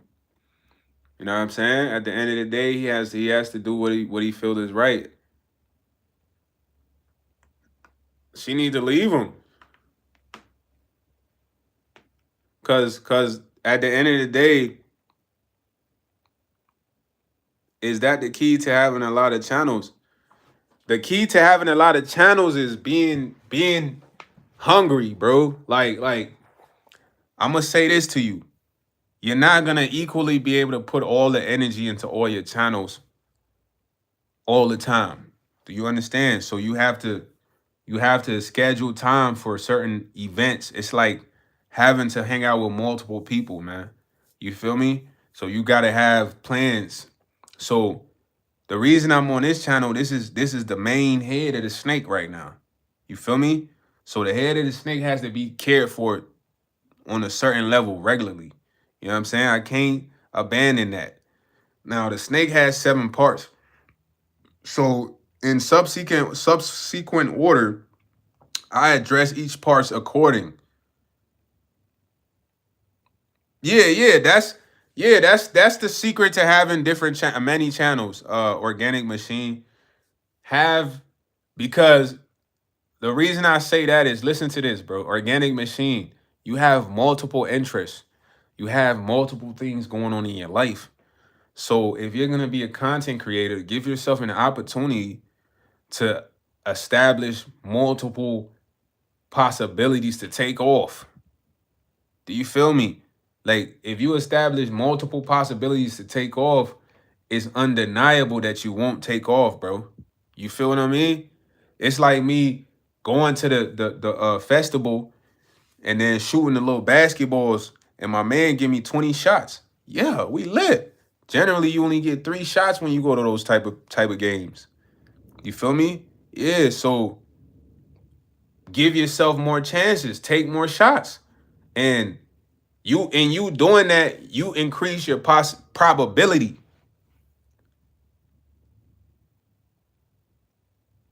And you don't want to do everything on one channel because you got to look at it like this, right? Let's say people like you for debate, right? And we are the people that like you for debate. And then you come on here, you rapping to us. Some of us are gonna be intrigued, but we don't care about you for rapping, bro. No disrespect. That's why you see I could drop music on my 2K followers page, but nah, bro. This channel is specifically for me to eat. Do you understand me? If I start dropping music, the people that want to watch me eat, they're gonna be like, okay, we don't really care about this guy's music. The people that are on my music channel, this is what they're ready for. They want to drop a new song. They want to see a new video. So that's specifically for that. The people that watch my car channel, they want me to post the McLaren Speedtail. They want me to post, the Porsche GTR 3, La Ferrari, man, the Lambo. They want me to post all the flyest whips. Yeah. They don't want me to come on there dropping songs. Cause that's what attracted them to that channel. People that love your outdoor channel, they want to learn survival content. They want to see do-it-yourself projects outdoors. They want you in the forest hunting. They want you building a fort, shit. They don't want you doing nothing else out there, bro. Because that's what they like that channel for. You know what I mean? What's up, Iyad? So look at it from that perspective. Once you look at it from that perspective, you get it like, okay, cool. So when I go to the gym, I show those people I go to the gym. When I'm eating, I show these people I'm eating. If I'm boxing, I show these people I'm boxing. If I'm gaming, I show the gamers I'm gaming. Because it's a category for everything you're doing. That's why I say do multiple things, because you are already doing multiple things. Now show it on multiple places. There's a YouTuber, he has like 20 channels. His name is Mac Mullah. My man did a documentary. He watched the documentary of himself. The documentary was so cold. People was in the comments like, whole time Mac Mullah probably produced this documentary for himself. This is one of his other channels because he has 20 channels. Yeah, because bro, you can have unlimited Gmails. You can make 100 Gmails and have 100 YouTubes today if you want. You can have 200 YouTube, but just understand the work that you are gonna put in. Gotta give you instant gratification, but you need to weather the journey. Because most people quit on their YouTube. When I first started this channel, you see my views, I wouldn't get that many views. And you just see me eating, Amanda. Stop the cap.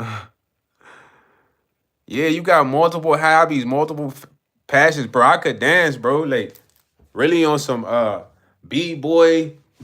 You know, I'm trying to be on some Jabberwockies time. You feel me? I'm like, man, I could start a dance channel. You feel me? But that's just one of my hobbies. Man, I could start a channel where I just draw stuff all day. The camera just watch me draw. That's a channel that'll go crazy. All I would do is speed it up a little bit. You know what I'm saying? Edit me drawing the base, speed it up to me doing the details, and then slow it down when I'm finishing the artwork. That'll go dumb.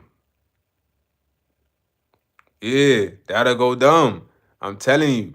But people don't think about stuff like that, man. You gotta think about it on that level, because then you put yourself in a better position. Yeah, bro, my pops is a chef. I got a channel for my pops, bro. You know what I'm saying? It's called P's Kitchen. You know what I mean?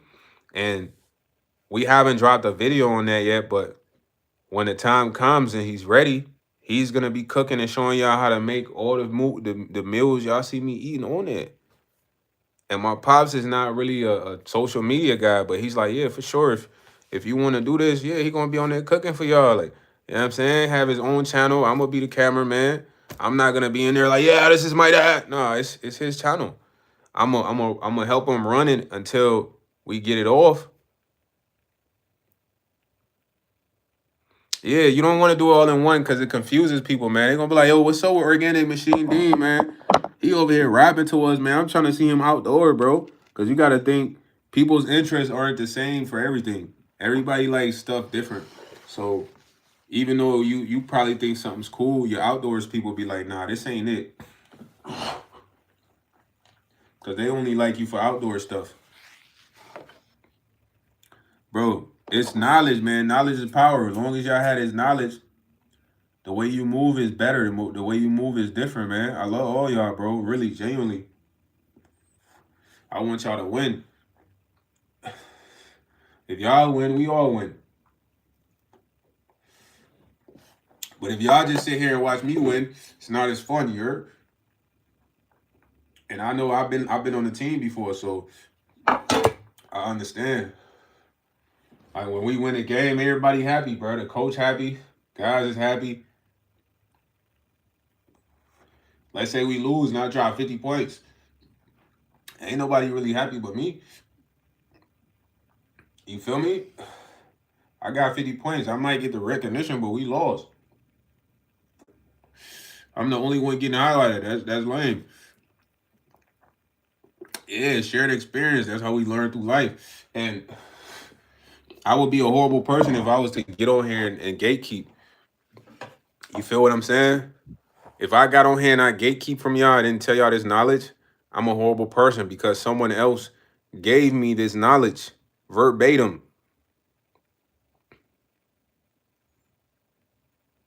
Nah, organic machine. It takes less than 5 minutes, my guy. Create the Gmail, create a channel name. You're done. You're good. You know what I mean? Now figure out the content that you want to put on this channel is specific to whatever you like. Easy. You don't even got to think. You already know. You feel me? Yeah, Amanda Kuros. The only way you are a person of your word is if you're trying to live by that. Like, you know what I'm saying? One of the things I'll be doing is frying people. I need to chill on that, but I don't know if I'm just in battle mode or something. Other than that, like, I gotta do my content regularly. God needs me to do my content regularly. If I'm not doing the content regularly, what am I doing? Why do I have this platform? Why do I have this privilege? I'm not using it. Now, TikTok is a reason I don't want to go on TikTok because it's like a lot more energy.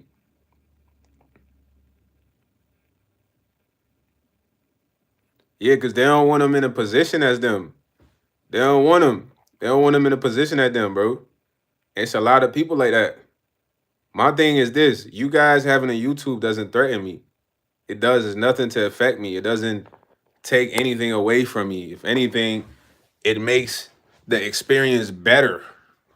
Like, dang, yo, why yes, I got a YouTube. I'm on live. I could slide up on your live like, yo, what's up, organic machine? What's going on? What's shaking? That's how it's supposed to be. Imagine y'all just watch me all day and I'm like, yeah, keep watching me. Yo, send a cash app. Yo, make sure you go to the Patreon, dog. You know what I'm saying? Tell your friends sub up, man. I'm benefiting a lot. Y'all are receiving any knowledge. You get me? And the whole point of me being on here is to give y'all some knowledge while I be entertaining. That's why you watch people. You got to get something from them. You know what I mean? When I used to watch Kobe, I learned that, look, you take 30 minutes a day out your day and you apply that to what you really want to be good at. By the time you realize how many hours you put into that thing, you're far ahead than everybody else. I'm like, what? Cool. Let's say I want to be a boxer. I could box for 30 minutes a day and I'm going to be further than people that are not putting that much time in. So I learned something from him off rip. That's why I really like dude. You know what I'm saying? It's not just because he was cool, he was good at basketball. Nah, it was good things that I learned. I learned that one of the toughest shots to guard is the pull up dribble.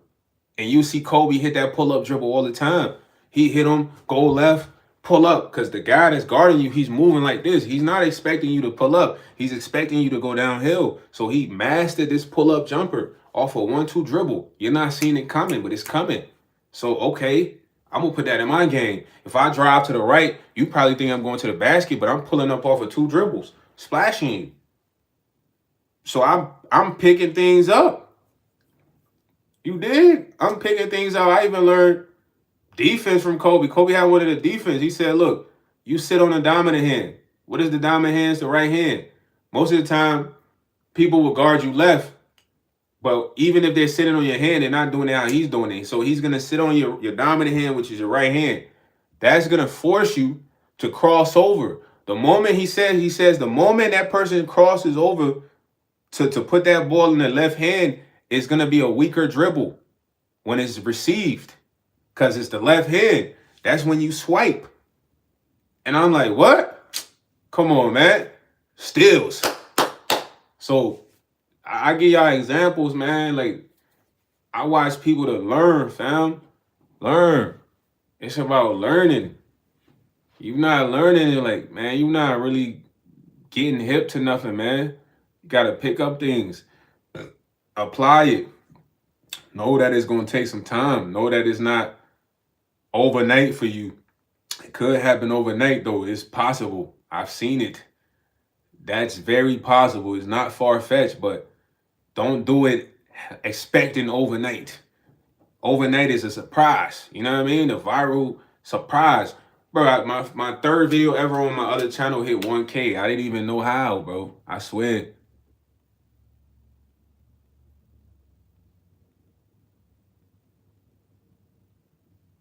Yeah, yeah. Have a nice day. You gotta tell your cousin to fall back off of that guy that said he's getting a white girl. But your cousin He gotta chill, man. 73 years old. You can't be beating up a 73-year-old, man. That's granddad. Can't beat up granddad, man. You know what I'm saying? Granddad, you can't beat him up. Have a nice day. I hope you're working on that YouTube. You're working on that YouTube till you drop that mixtape. You need to be doing YouTube shorts of you probably spitting in the studio, writing raps. You know what I mean? On the mic. Just capture a quick minute clip of you on the mic, man. Studio vibe. You put that on there. Hashtag studio vibe, rapper, music.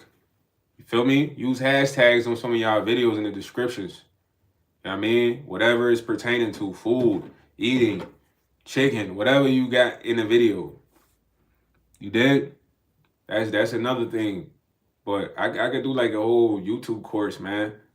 And it's just for being on YouTube. Another thing is, let's say you're clipping something. What is clipping something? Let's say Kyrie Irving and Anthony Edwards. I like a clip from Kyrie Irving and Anthony Edwards, right?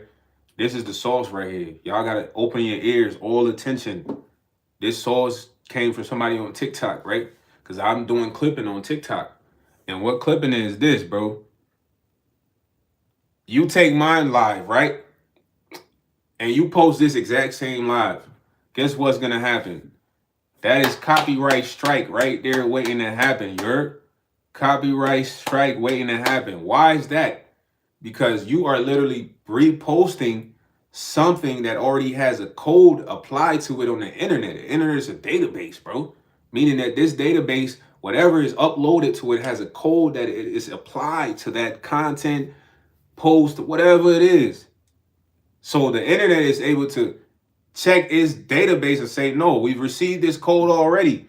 This code was uploaded by YS Eats. Copyright. So let's say you want to clip my live, right? I'm going to give y'all the steez right here. You got to clip my live to a certain length. You can't clip the whole live and shit like that and post the same thing. You could literally clip the whole live, but you got to add a filter. You got to put some words. You got to maybe put a saying on here. Now, when you do all that, it is new content. It becomes new content. Do you get me? You can't do that with music, bro. It's different with music. It's like you got to do some voice AI generated on the music. But I'm giving y'all the steez. Let's say you like, man, I want to clip YS East live, man. You know what I mean? I like what he said right here. You take that live that you want to clip of the part of it, but you have to add a filter. So you could put like a light filter. You could put the vintage filter. You know what I mean? You know the filters I'm talking about, man. You put some words. YS East dropping knowledge. Then you upload that clip to your channel. Boom. It is new content now. It's new content. It doesn't have the same code because the internet cannot register that with the same code because you added the filter. You put words. You probably might have sped it up, slowed it down a little bit. But these are the things that allows you to clip. There's a lot of people that make money off clipping, and this is how they're doing it. You know what I'm saying? This is how they're doing it. So, like, I might see a clip of, like, a argument outside, and it's about 2 minutes. I might start clipping the clip at, like, 59 seconds. Boom. To probably, like, 103. Take the 103. Then I go back to the same clip, like, from 104 to, like, 107. Boom. Then I go to the same clip, and I clip, like, 112 to, like, 113. Then all those 4 clips, I put them together and arrange them in a different way to where it kind of looks like the same clip, but is originally structured different. Then I switched, then I put a filter on all of them. You know, the light, bright filter or whatever. Then I'll put some words on there like crazy arguments outside. Now I can post that on anything, even though that was someone else's clip. Y'all get me? Y'all get me? Put a W, because I just get y'all the internet hack. I ain't call that an internet hack. That's the internet hack. What? You know what I'm saying? This something you gotta pay for, homie. I had somebody tell me this all rip because they rock with me, man. Shout my boy Kevon Booker, man. You know what I'm saying? Boy called himself Free Wi-Fi. He was like, nah, YS, I ain't gonna lie, I like your channel, but this how you need to be doing it. You feel me? When I started doing it like that, bro, Boy, I'm talking about I'm getting better views, 1,000 views every time. It's hitting. First, I was getting 200 views. Now I'm getting a K, 14K because of this clipping method. You know what I mean? But people who lazy, they just gonna find your clip and post it. Copyright, man. It's not gonna. The internet not even gonna let that clip go viral because they seen it already. That's why most people repost or post exactly what someone else posted. It doesn't hit the same because it's already in a database. It's already in the system. The internet need to see something new. They want something fresh. You gotta make it fresh. You gotta make it new. You gotta put your little spin on that jump. Then they gonna be like, all right, yo, we gonna send this up. It's something different. Despite that being clips, parts of clips from an original content, but it's new now. There's a filter, there's words. You rearranged it. This is the source. Now I know y'all see a lot of people. You might go on Instagram, you saw that clip on Twitter already, right? Yeah, but it's slight changes in there that you might not pay attention to. You just watching the clip. Somebody on Instagram posted something you saw on Twitter.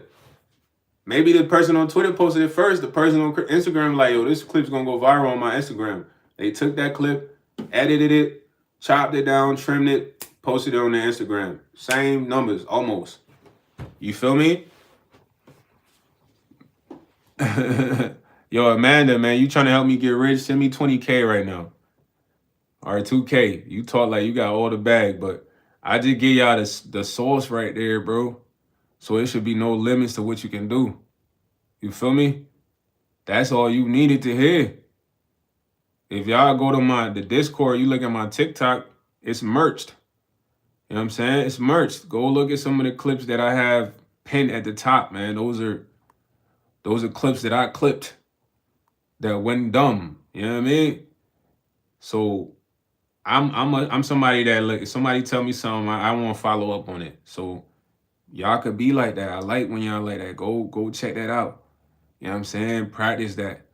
It took me a while to get good at clipping because at first I was lazy. I just take a clip. I'm like, hey, this is fire. Hey, yo, this man Kyrie just laid the ball up on 3-4 people with his left, unorthodox, impossible layout. I'm posting that, but it wouldn't hit the same because that clip has been posted probably by ESPN, the NBA, overtime, like 4 or 5 times.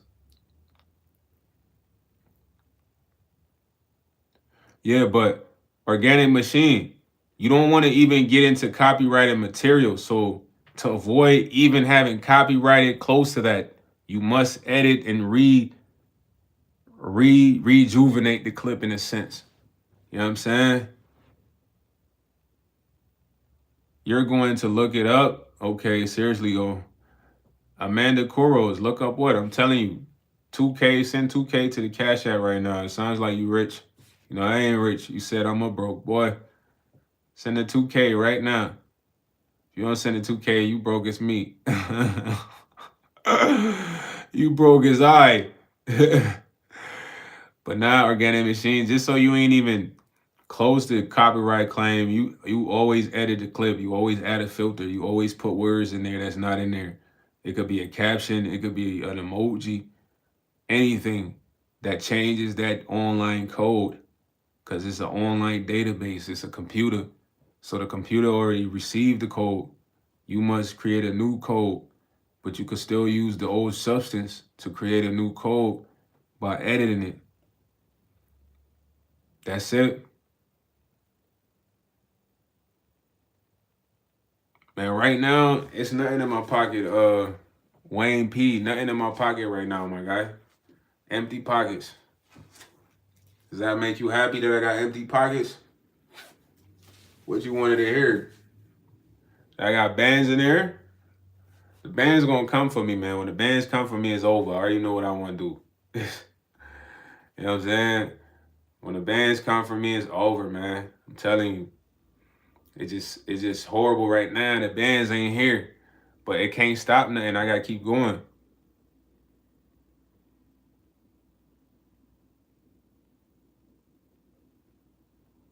Yup, that's it, organic. That's it. Once you get that, bro, you unstoppable, bro. I'm telling you. You unstoppable, bro, because you could use any content, bro. Nah, for real. If you just on some lazy, you don't feel like creating, you see something that could go viral. You know what I mean? You see something that could go viral. You know what I'm saying? Y'all get my wave. Y'all surfing with me? Come on. Use that as a short. I don't even got a checking account right now, Wayne P. I got a Cash App. You feel me, Rowdy? Use that as a short, gang. If you see something that could go up, you take that John, remix it, Wody. Use that as a short. You know what I'm saying? The more appealing, the better. Think of it like that. Sometimes experiment. What do I mean experiment? You just start the channel. Yeah, you got a niche. You did a couple long form videos. You did some shorts. You see something that's kind of close to the niche, funny, that could go viral. Take that. Remix it a little bit. Filter, words, emoji. Those are things you can remix it. Trim down, chop up. Many ways to remix it. It's up to you. Upload that as a short. Boom. Suck. If it got music in there, don't use it, bro. Because music always going to be a problem. I'm telling you.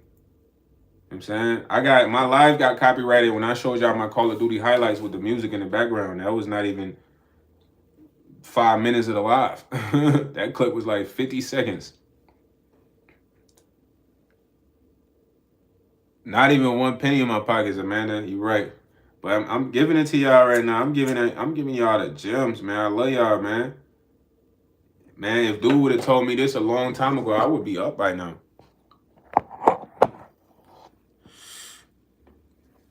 Bro, you literally gonna be obsessed with clipping, dude. Yo, Organic Dean, I swear about life, you're gonna be obsessed because you're gonna do it so good, so much that you're gonna get so good. And then it's gonna be like, no way did YS tell me this. No way this is what I've been missing the whole time. No way. Like even outdoor stuff that relate to your channel, you could clip. Just remix it like I said.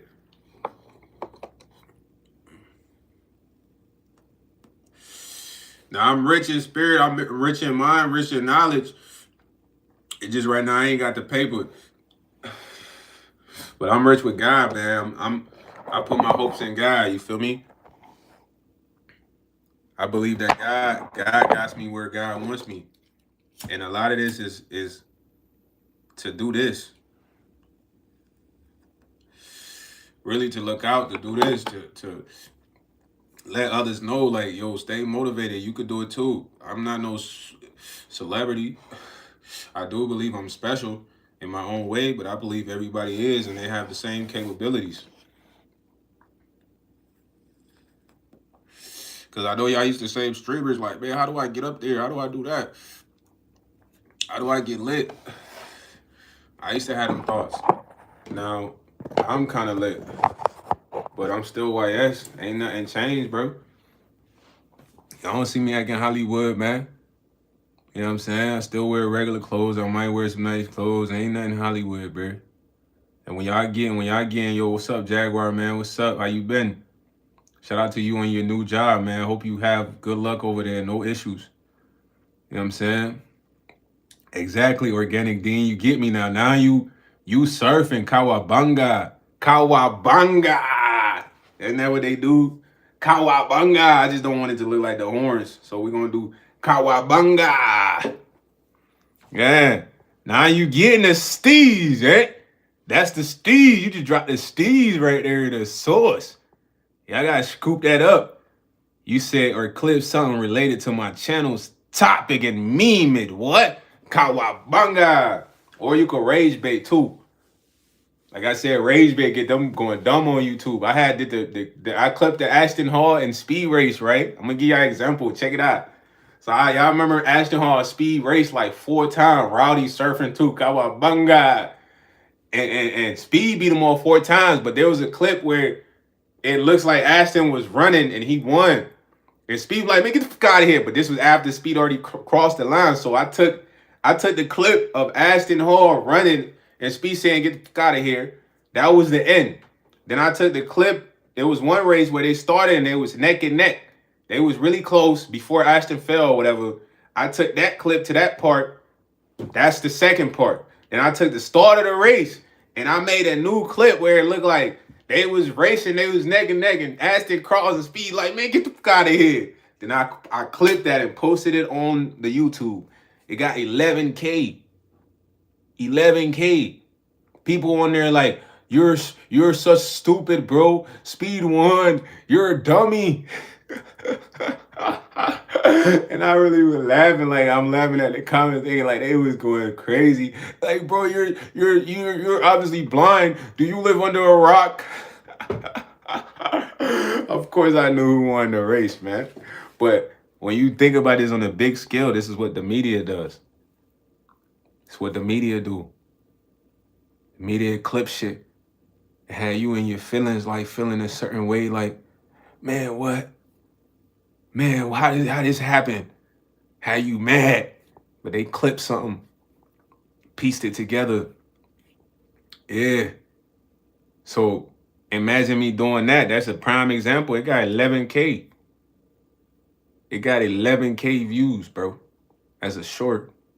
11K. I'm not lying. You know what I'm saying? My boy said the real YS eats. You can never be the real YS eats. There's only one YS, man. That's why my name on YouTube is one YS. You know what's crazy? After I picked the name YS, all of a sudden it was all random YS trying to be YS. In my city, there was a dude named YS2. You know what I'm saying? And I'm like, man, what? This is facts. A YS Vito, YS this.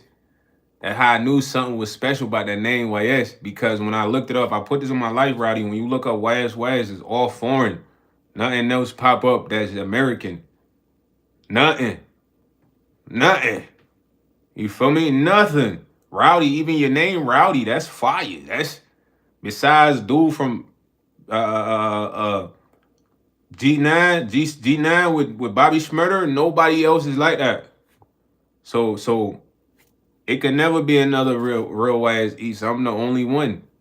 It's only one YS, man. One YS. You feel me? And it'd never be another. And that name was like subconsciously developed. I ain't even know that name until realizing I said that name in the first song I really created and made ever. I said that name in the first song I made ever, bro. I didn't even know what my artist name was gonna be.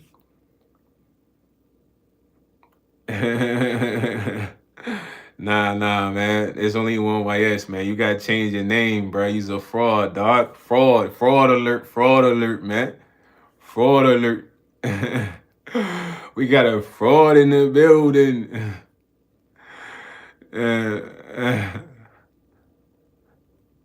Yeah, rowdy. When I think about somebody rowdy, you ready to get active. You ready to rah. You ready to shake something up. When they say that kid's rowdy, that's what they talking about. Yeah. You like, that kid is rowdy right there. That's a rowdy one. They say, yo, bro, ready to shake something up, man. You ready to get active. You feel me? But that's the beauty of life, man. It's like, it's beautiful. Life is beautiful, bro. Like, certain things are just you, bro. You know what I'm saying? You just carry it. Like, my little sister, I call her Mula. Money. I've been calling her that since she was young. That's her name online. She carries that name. At first, she never liked it. She like, why do you call me that? I'm like, cuz you just remind me of somebody that's always official. Money. Mula, you know what I mean? So now that's her name online, Mula. You know what I mean? My nieces, they don't understand why I call her that. It's like, why do you call her that? That's not her name. I'm like, man, that's been her name since she was a baby. You feel me? So that's just how it is. Certain names, they just given to you and you carry them. You know what I'm saying? You feel me? But I want all y'all to be good, man. I'm telling y'all, bro. I just gave y'all Don't worry about them, Malik. Don't worry about them, Lumen Vox Cinema. Don't worry about them, Lumen Vox Cinema. He's just a fraud. Don't worry about him. You know what I'm saying? I went Lumen Vox Cinema in the building, man. Yeah, turn up. Bro, I'm happy for you, man. Like, really, go hard with that, man. You are in a prime place to where you have a dope environment, Brody. Because I talked to you last night. You have a dope environment. Utilize your environment. You feel me? Because a lot of people in the US, they don't know what it's like out there. Utilize that environment, bro. I'm telling you. If I was in Africa right now, I'd probably be one of the little streamers. Right now, I'd be outside showing y'all the market where it's mad people. People walk around with lows on their head because they got to balance that. They walk around with the strongest neck ever. I'll be lit. You know what I'm saying? I show y'all outside every day. You know what I mean? If I'm in a fire environment like that, especially being like a third world, what's considered a third world country, or like a tough environment, show the environment. Rowdy, you could show the environment, man. Especially where you at, man. You in the jungle. It's crazy stuff that's going on. Show that environment. You know what I'm saying? Really. Show your environment, my boy.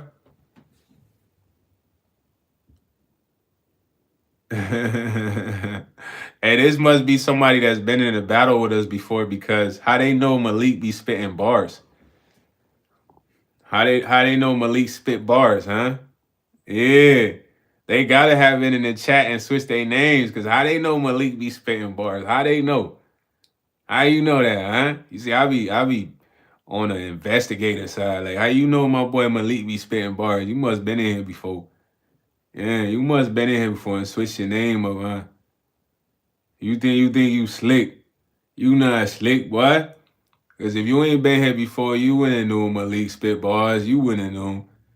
You must been here before.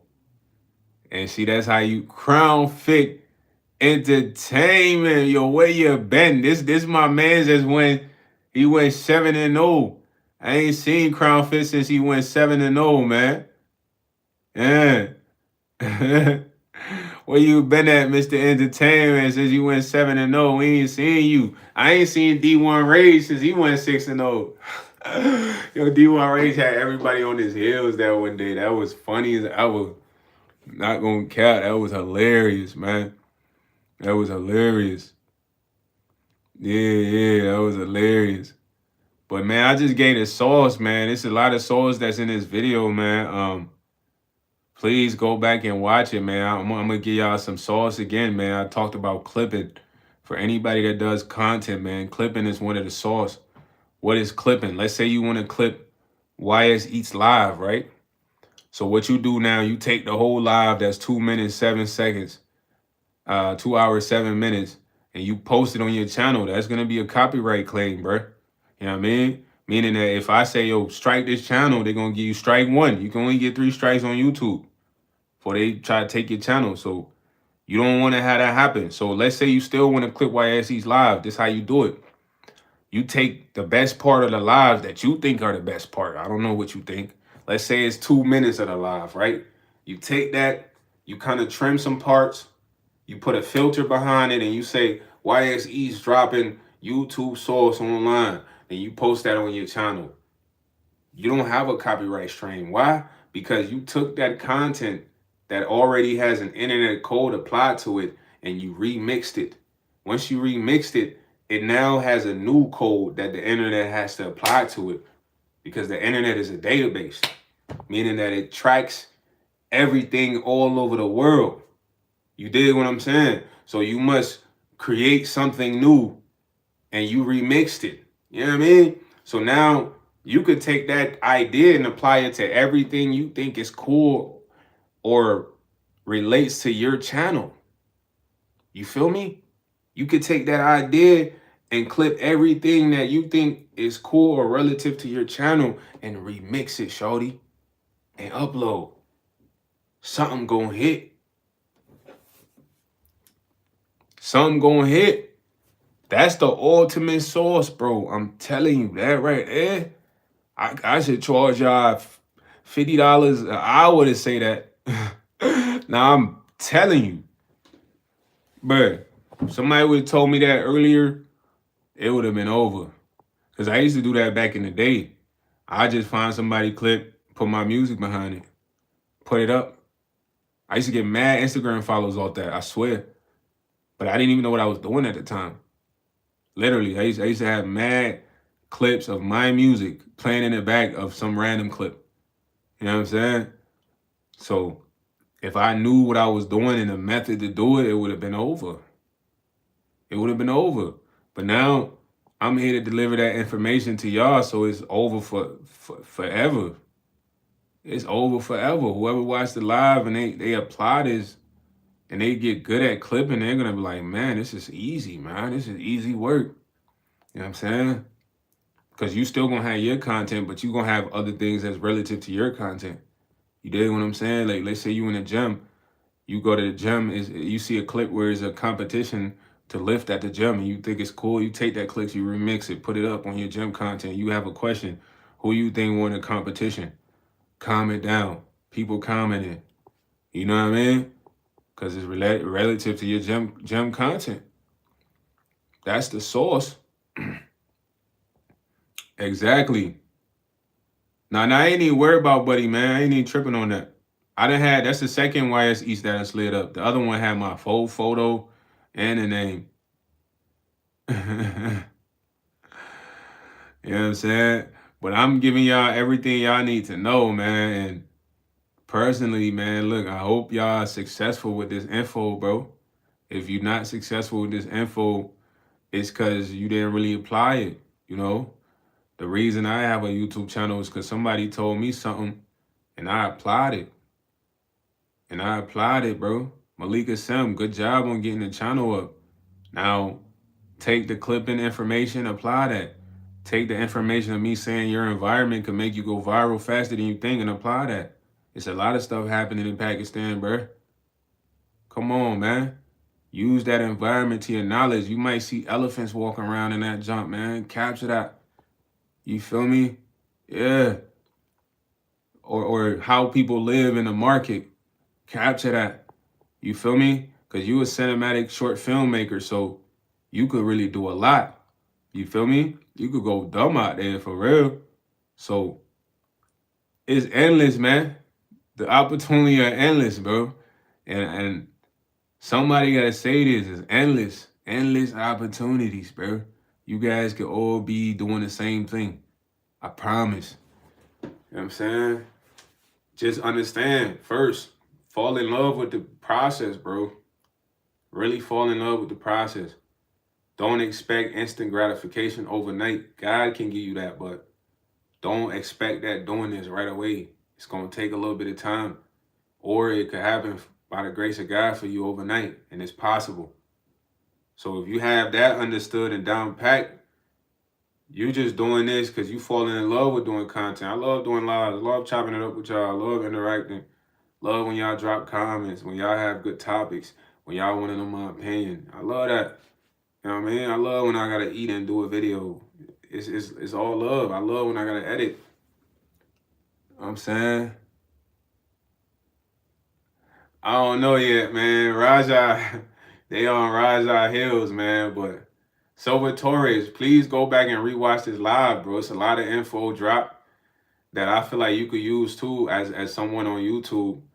Because I was encouraging everybody to start a channel and I gave them prime source on how to start a YouTube and the process of it.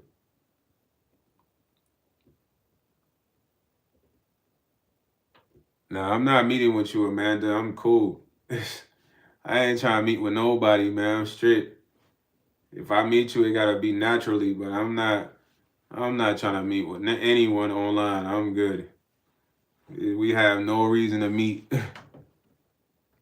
He said, watch me one, dying you for knowledge. You never would get in contact with me, baby. I'm sorry. You can't whine and dime me for anything, man. Yeah, I'm sorry, Amanda. I ain't trying to meet nobody, man. I appreciate the offer, though. You feel me? Yeah, I ain't doing no meet and greet, man. I ain't no rapper or artist. Ain't no meet and greet, man. If you see me, you see me. If you don't see me, you don't see me. That's how I look at life, man. Ain't no meet and greets. You know what I'm saying? It's none of that. I'm gonna come to the meet and greet like this. Yo, what's good? Y'all saying a meet and greet so I can show up without the mask. I'll pull up with the ski mask, Cully, the only eyes out, and my lips. Like, yo, what's good? As white as eats, man. Glass, all black. They're like, are you white as eats? Like, yeah, what's good? Y'all taking a picture with a ski mask guy. uh, you said I'll get bounced out like a hoe. What do you mean? How you gonna come? So that mean you wanted to meet me to hurt me, Amanda? You're not really Amanda Kuros. You probably Oscar Mendez. You see that? You see that, Roddy? There's Oscar Mendez on there talking about I'm gonna get bounced out like an H. Stop it. If I come to the meet and greet, just know I'm a serious guy, man. You know what I mean? I had a 34-year-old guy tell me I play for keeps. Just to give you perspective, I'm not playing no games. They ain't here to be playing around, bruh. You come over there talking about you gonna bounce me out. I might have to fold you and whoever you with like a pretzel. You feel me? I don't think I'm no celebrity. Don't get that wrong. Like, you know, Amanda, you a shorty though, so whoever you with, you bring it with you. I might just have to give him some Ayukins. You know what I'm saying? You feel me? You said should have never told him get multiple channels. Man, forget that, man. Knowledge is power, Rowdy. They might not even apply that, but you heard it though. Machine Dean heard it, man. Malika Sim heard it. Said, I don't know, shorty dude. Facts, and I'm here, yeah. That's all that matters. Bro, the knowledge I gave you, it was given to me and a bunch of other people. Only certain people applied it. I was one of them. Facts. And no cap told. I was one of those guys. The man that gave me the knowledge, I actually talked to him yesterday for the first time ever. You know what I'm saying? And we had a good conversation. You know, he was like, man, I'm just happy that you picked up some of the gems I was dropping. That was how the convo went. And we just, you know, talked about other things. But everything I'm saying right now is the truth. I don't got time to lie. What's up, Brandy Lee? How you doing? Shout out to Brandy Lee in the building. You know what I mean? I don't got time to lie, man. I just got time to be honest and keep it 1,000. You know what I'm saying? And I hope I help people in keeping it 1,000 to inspire them to be content creators. Because you watch other people do that for yourself. What's wrong in saying that? That's inspiring. People watch all these people and always wonder, like, how do I get my YouTube like this? How do I become a content creator? I dropped everything in this video. And Amanda's upset because I didn't want to link with her. She talking about she flying out. She want to wine and dine me. What I look like, a floozy guy or something? Nah, I'm straight, man. I don't even know you like that, man. I ain't ready to meet nobody I don't really know like that, man. It's just safety thing, you know what I mean? Who knows? You could be mad that I'm speaking positive messages on here and you could be trying to take me out. You feel me? You could be trying to take me out. My boy Wayne put up 2,000, man. Contact Aiden Ross. Brand Rich, and tell him you want to fight me. How tall are you? I'm 5'11", 5'10", 5'10 and a half, 5'11". I weigh like 160. So if you gotta be in my weight class, you want to fight, homie. You ain't in my weight class as a dub. Are you 6'5" is over, man. I can't be fighting a 6'5" person. That's welterweight. You 235, dog. It's over. I gotta have somebody weight class the same as me, my boy. My boy Wayne's at 235. I'm 160. I'm not weak, but it's like, man, I'll fight you if do or die, but I'm not gonna fight you because you 235. You feel me? Not to say I couldn't whoop you though. It just a smart decision and we fighting in the ring for bread. I want to get the cake. So I need somebody my height. I was gonna tell you contact Aiden, man. Tell him you want to see what his seats, man. You about his size and all that. I come in the first round, you my size, bro. I'm trying to punch your face in. Really, I ain't playing around. I ain't here to look cute. I ain't gonna go for the knockout, but trust me, every punch I'm throwing, I'm trying to knock your ass out. I want to see how fast I can knock a dude out in the ring. I ain't never even boxed professionally. I done boxed in the hood, like, stuff like that. But I wasn't even a boxer, good boxer then. I think I'm better now. So I wouldn't fight you though. You 6'5", 235, you welterweight, man. You might be welterweight. I think that's heavyweight or welterweight.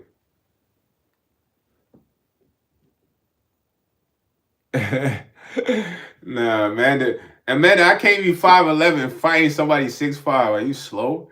That's like that's like it has to be a situation where I don't have a choice. Now I just gotta fight this man 6'5". I don't fought somebody 6'1" before. I won. So it's not to say I couldn't beat Buddy 6'5", but I'm looking at it from a strategic point of view.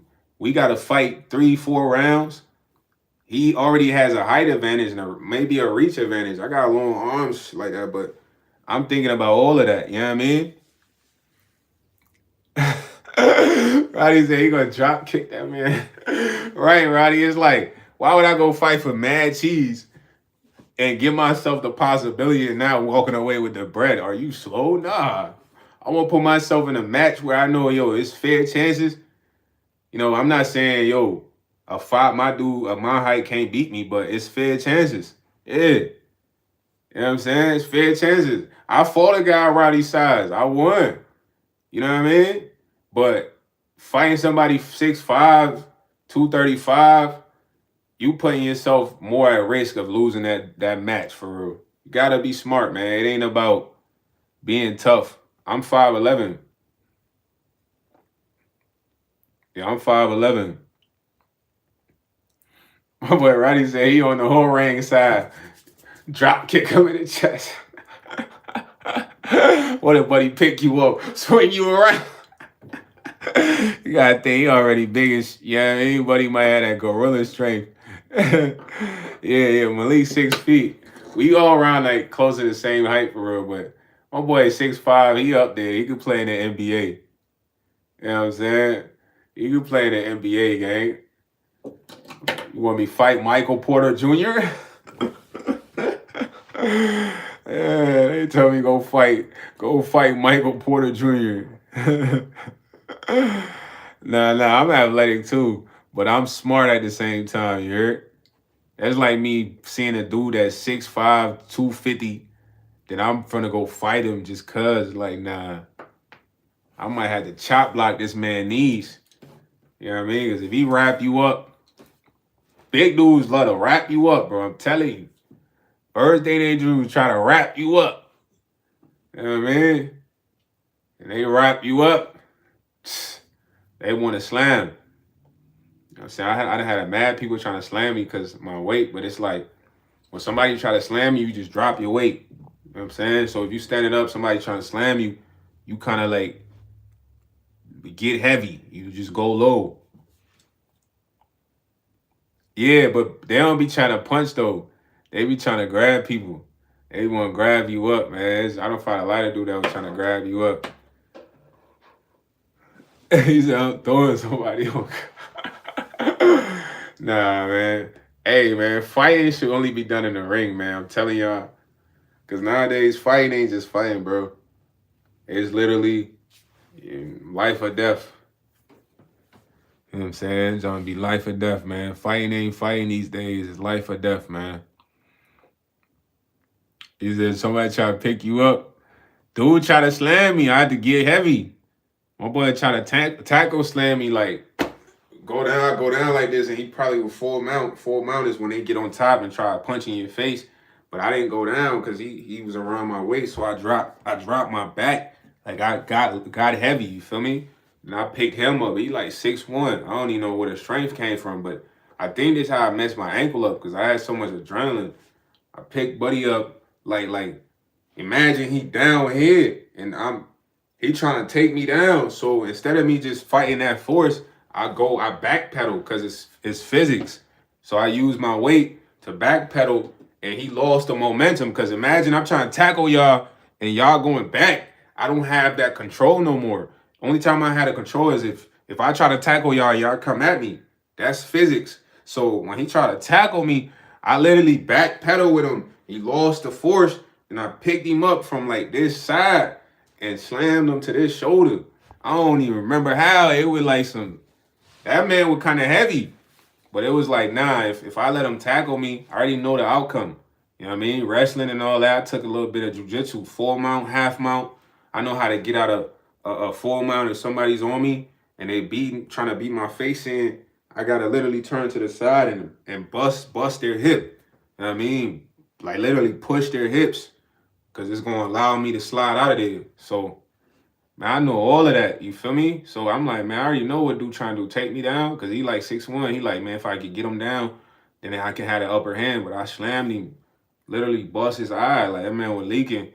And he wouldn't get the gun. So I'm like, nah, man. This can't even be like this. My man thought the girl he was doing all this for, she came back, she was like, I swear on my life, God in heaven. She was like, he said he didn't expect it to go like that. I'm like, what you mean? She was like, man, he said you're way tougher than you look. I'm like, yeah, looks can be deceiving. That's one thing you gotta always understand. Looks can be deceiving. Yeah. But somebody trying to take you down, they trying to really take you down, Rowdy. Or you punch somebody in the sternum. You punch somebody right here in the sternum, they're literally done. You know what I mean? You just gotta hit them one good time in the sternum. And that's gonna knock the whole wind out on it. His fight is over. Fight is done. I'm talking about the fight.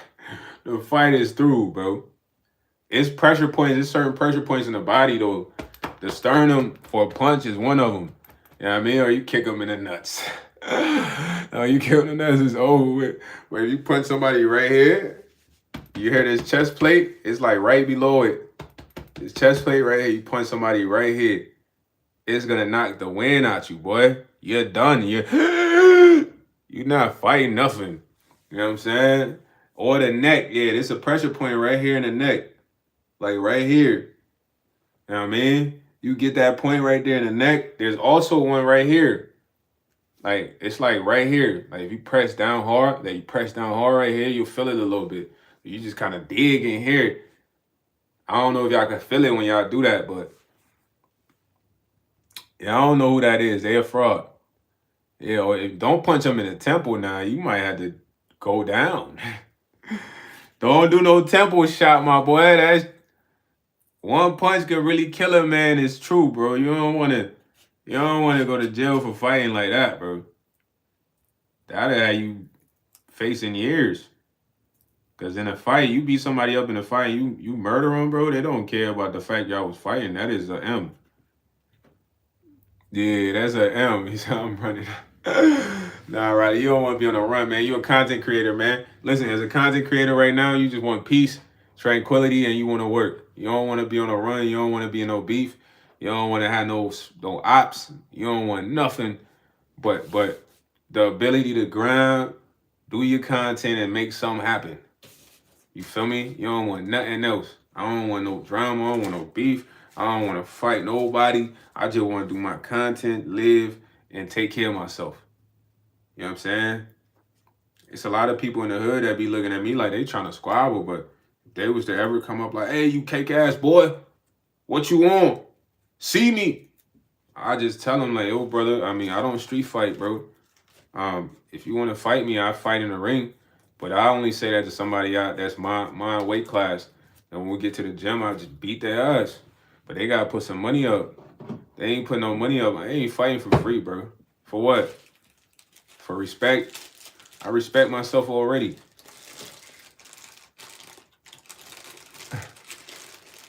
He said, fact. I'm joking. I'm chilling with God. High school, I was bad. Nah, facts. All that fighting is in 2000, bro. Fighting is in the 2000. Rowdy. We in the 20. We finna go to the 30th century almost. Ain't nobody fighting no more. If we not fighting in the ring, you might can call me a cake ass boy, B ass boy, hoe ass boy, F all this. And you say you want to fight, I'm gonna say, oh bro, we can go fight at the gym and put some money up. You ain't trying to put no money up. What we doing this for? You know what I mean? Because I ain't fighting nobody for free. For what? What is that going to give me? Am I going to be cool after that? I don't really care, bro. I'm fighting you for some bread. Come whoop you. 3 rounds, get your bread, we straight. You ain't shooting nothing up in the gym. You ain't pulling out no knife. Yeah. Yeah, walk out of there, fold him up. You know what I'm saying? Even if you lose in there, it's professional. Yeah, it ain't like, oh, he got a gun now, he gonna shoot up the gym. No way, Jose. You might beat somebody down, you about to leave, they turn around, they pull out the strap. You think you walking home, they blast you. That's how a lot of people get erased in real life because they beat somebody up. Person couldn't take a loss, they felt embarrassed. They got the gun. My last situation, dude literally wanted to get the gun. I swear on my life. And Shorty had to calm him down. She wiped this guy's face, kissed his boo-boo. This man had a boo-boo. Because his eye was still leaking. And then he's like, I'm going to go get the gun right now, I swear. And I told him, I'm like, yo, bro, you tripping. But it's like, man, I don't want us to get in a shootout, bro. It's at my job. I gotta blast that nigga at my job. The crazy part about that is me having to call my pops like, yo, pops, I had to blast this man at the job, man. My pop's gonna be so disappointed with me. He's gonna be like, yo, I told you about controlling your anger. And then the worst part is like, even after the fight, because my pops know I used to like fighting, gang. You know what I'm saying? I come to your door and kick your door in. Like, come outside. Boom, boom, boom. Like the police. On that type of time. Just tweaking. So, my whole time, he'd be like, man, you got to learn how to control you. You got to chill. You got to be chill. You got to be cool. It's not that I be wilding, but it's like, yo, bro, if you get me on that time, it's like OD. So, even after fighting dude, I literally didn't want to fight this man. I'm telling my pops, I'm like, man, I ain't even want to fight, buddy, man. He like, man, how did you fight him? I'm like, yo, bro, I was trying to get out the store to go smoke my wood. My man ain't trying to let me leave. He like, all that. So I'm like, yo, bro, you tripping right now. I'm laughing at him. He like, man, you broke. You work a job. You only make 16 an hour. So I'm tweaking I'm like, yo, I don't care. I'm getting paid every week. What's up with this man? He door dashes. Is he tripping? He wasn't up or nothing saying this. Boy had some dirty sweats. I'm like, he bugging. So I'm like, yo, bro, you bugging, man. I ain't even trying to fight you. I'm trying to walk out. My man pushed me. When he pushed me, I take my jacket off. I'm like, so what's up then? Because when you push somebody, you supposed to just take off on them. You know what I'm saying? Bro, threw weak-ass jabs. Not even close, boy. I'm talking about the jabs are over there. So I'm like, okay, he not really on nothing. So I turned around and I stepped on the cooler. I think I tweaked my ankle. Then I really was going to get busy with him because I had changed my stance. I'm like, all right. So he saw that. When he saw that, he acted like he was going to throw a punch. And I just weaved a punch, but then he grabbed me by the waist to try to take me down. So I'm like, oh, okay, he not on nothing. It's not going like that. All I did was back paddle, slam that, and bust his eye. He leaking. Like, I'm talking about his blood all over the floor. The white dude was in there. He called the cops. So the whole time, I got him literally leaking on the drink machine. And I'm like, yo, bro, let me go, bro. Let me get busy. He like, no, bro, you let me go. Because he's holding my arms at this point, like scratching me. You feel me? Like literally digging in my arms because I got him like leaking, pinned up. You know what I'm saying? So I'm like, man, I ain't gonna let you go. And then a girl, this lady, she like 60. She's like, that's enough. You know how like when you're your brother wrestling and you about to fold him. It's over for this guy. And then your mom's like, stop that. That's what it felt like, bro. So I heard that. I'm like, okay, I snapped out of it. So she's like, just let him go. I'm like, I'm not letting this fool go.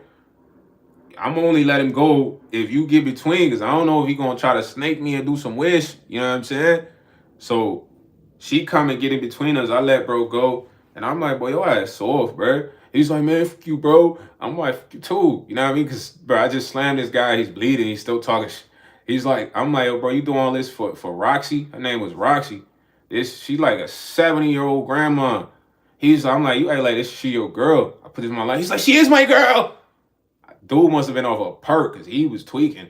So I'm looking like, this man weird. So then she wiping his face because he's leaking. I done busted his eye, bro. He's literally cut all above his eye and his blood coming out his face. She get the tissue, bro. I swear on my life.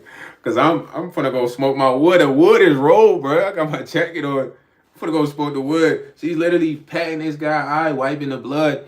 And when he said, she is my girl, she's like, it's okay, it's okay. And she kissed the spot he was bleeding on. And I'm like, what the heck? This lady's 60. This is girl for real? So apparently he like, man, I got something for you. So when he say that, I'm like, all right, I can't even go outside for real then. So I go to the bathroom.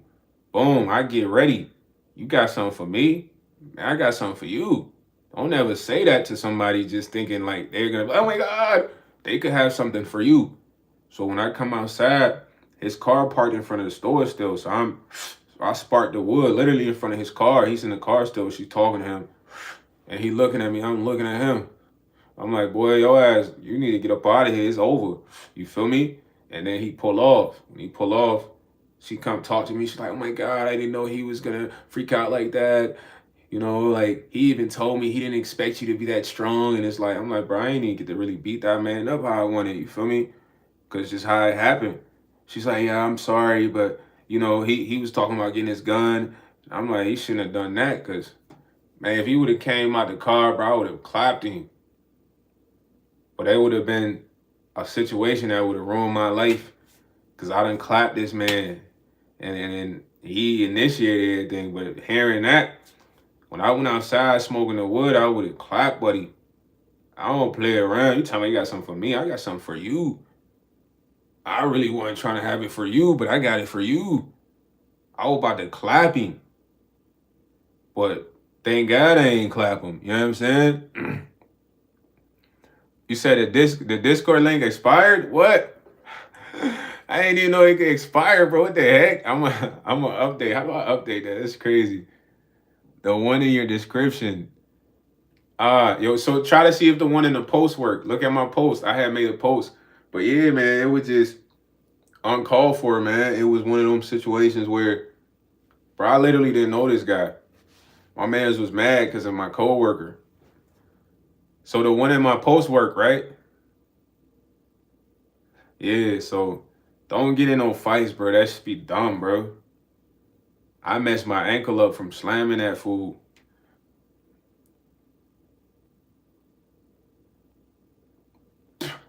I really did. And when I slammed bro into the machine, the drink machine, like, bro, I was trying to break that junk. I'm talking about it was like, bow. I didn't even know a white guy was in the store. Yeah, Rowdy, you good?